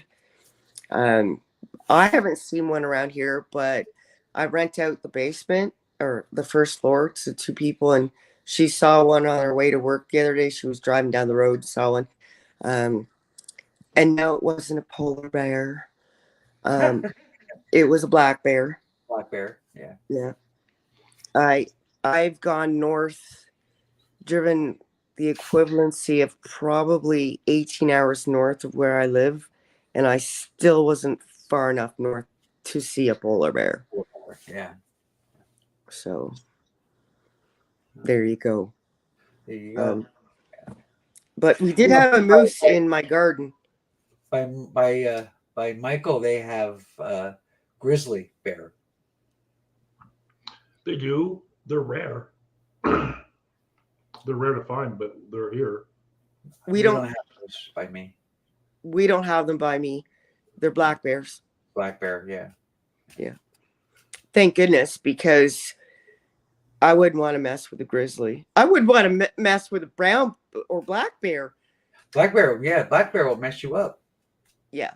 Yeah. But let alone a grizzly. I mean, no bears. The bears. That's an American phrase, isn't it? We have coyotes. Closer to coyote. That's Chicago. Oh, it's about a team, isn't it? Yeah, the Bears. Oh. Okay. That makes sense. The Bears. But when Canadians watch American football, what team do they root for? I sort of just pick a team that you like. Sometimes it's the name you like, or a state you've been to, or some friend when you were growing up already had picked a team, so you cheer along with them. Or the guys, which ones look best in the uniform? Yes, that could be it. Me, I don't watch football. I did go to a couple Canadian football games. One because Toronto had a team a long time ago. I think it was a teenager, and they were in the finals. So I went and saw them. And then one year I was still in the Army, and a bunch of people had come from Saskatoon to Borden, which is just north of Toronto, and their team was playing against the Toronto team, so we went and saw them. And it's so cool because I don't watch football, but I know a little about it. And Saskatoon was down, and they, I think, had a couple minutes left, and I'm like, watch. And Saskatoon had like no fans there, and football's not that popular, so the stadium's half full. And we were quite close to the Saskatoon bench. And I go, watch this, onside kick, and then a Hail Mary. And they did it, and they actually got it, and they won the game. And one of the guys on the bench, or was standing by the line there, turns around, double thumbs up at me, and gives me that look like, you fucking do. I was like, oh my God. So it's fun. Yay, boring story, Christine. Thanks. I'm just amazed you knew what an onside kick was. I'm like, what? I don't know nothing about football. I don't know. I know you got 4 downs, right? What was that? There's a difference in downs between. Oh, I don't know. You got 3 or we got 4 or the other way around. I don't know. Got to go 10 yards or you lose the ball after 4 or 3 downs or something. An America Canada thing. It's different leagues. It's the NFL has 4 downs. And the CFL. The Arena League and then the USFL have different setups. And the CFL. Yeah, I don't know. It's all sports ball to me, and I don't like sports ball. Sports ball. Yeah. It's a sports ball contest tournament. Yeah. The biggest difference now, I think, is when they do the kickoff, if the ball gets into the end zone, how far they bring the ball out. The NFL brings it out farther now because they want to like stimulate scoring. Move the game. Games. Yeah, because there's a shorter attention span nowadays, and the people need to get that hit of cortisone and like it, excitement, and it's probably why I hate golf. So wait, what are we talking about? I stopped paying attention. No, I'm sorry. We're hating golf now. Well, I mean, it is a pretty boring game. I played it once. I only got an 89, and I was like, this sucks. So that's enough.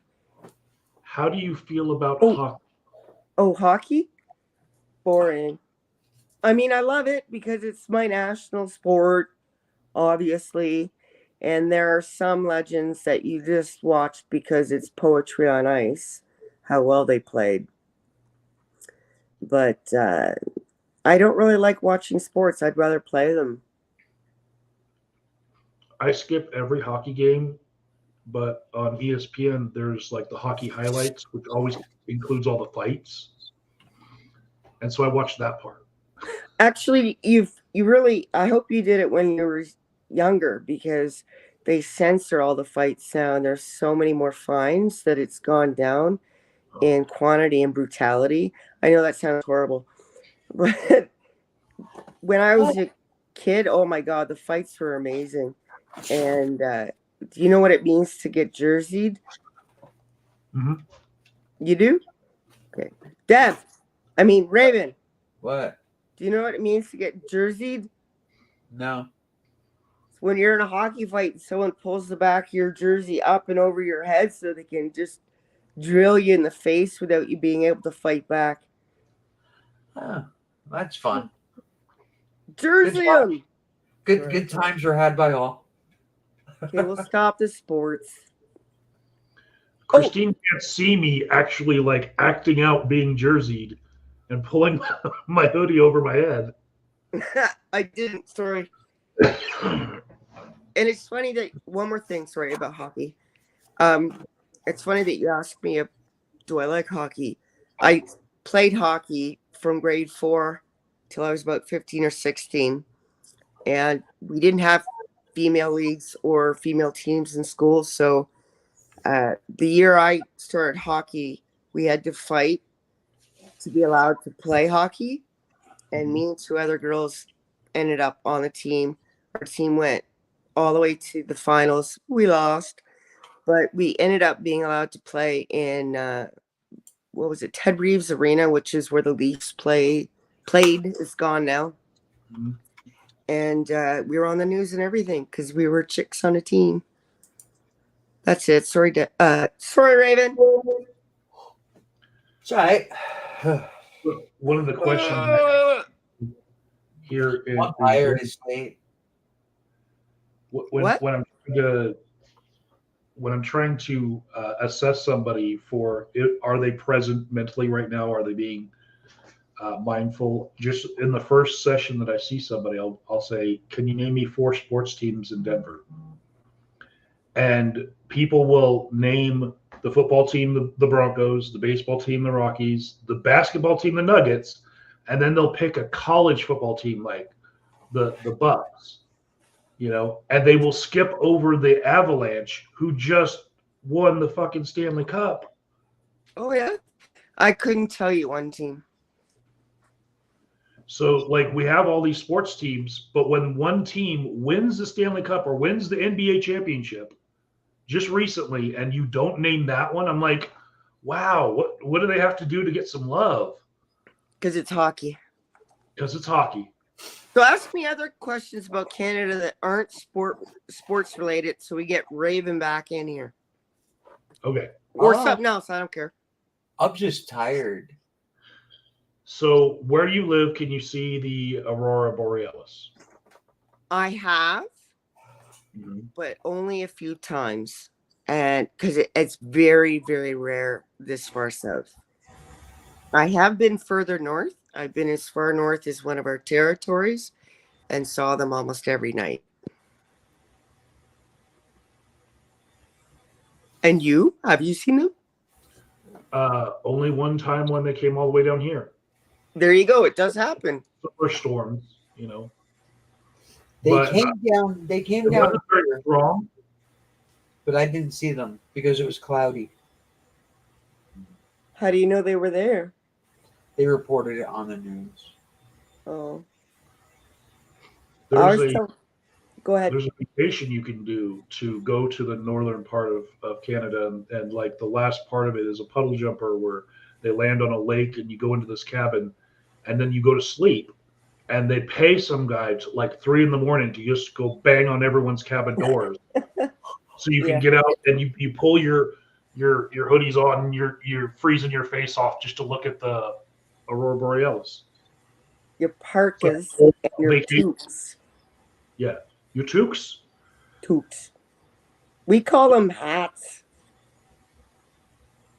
But everyone call them thinks we hats, call them too. toques all the time. I never heard of a toque. It's like a wool hat for the winter. It's like, tookie. I don't know. I have a machine that pumps out toques. You have a toquer? I have a Tukey machine. Hold on, I'll go get it. Oh, it's a Tukey machine. I thought it would be called a toquer if it makes toques.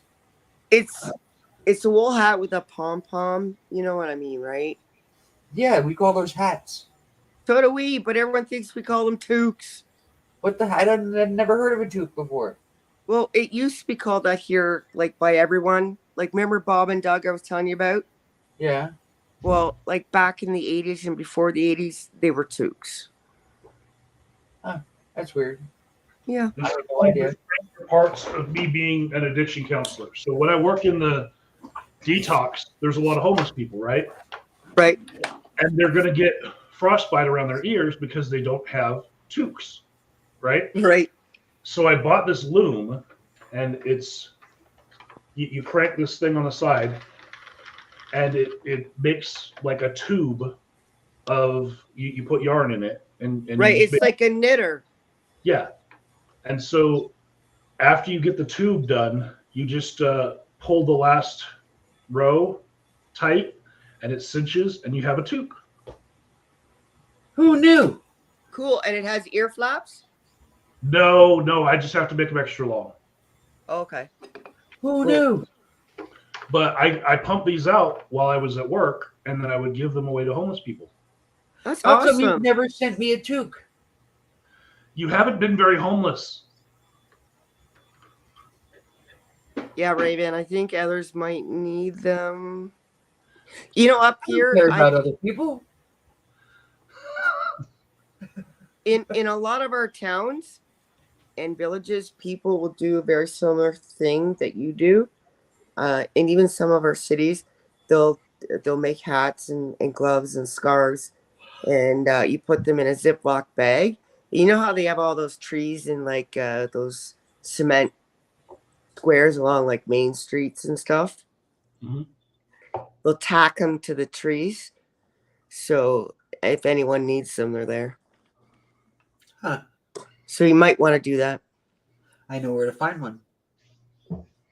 So I had enough people at the detox so that I could just give them away and have find heads to put them on. Right.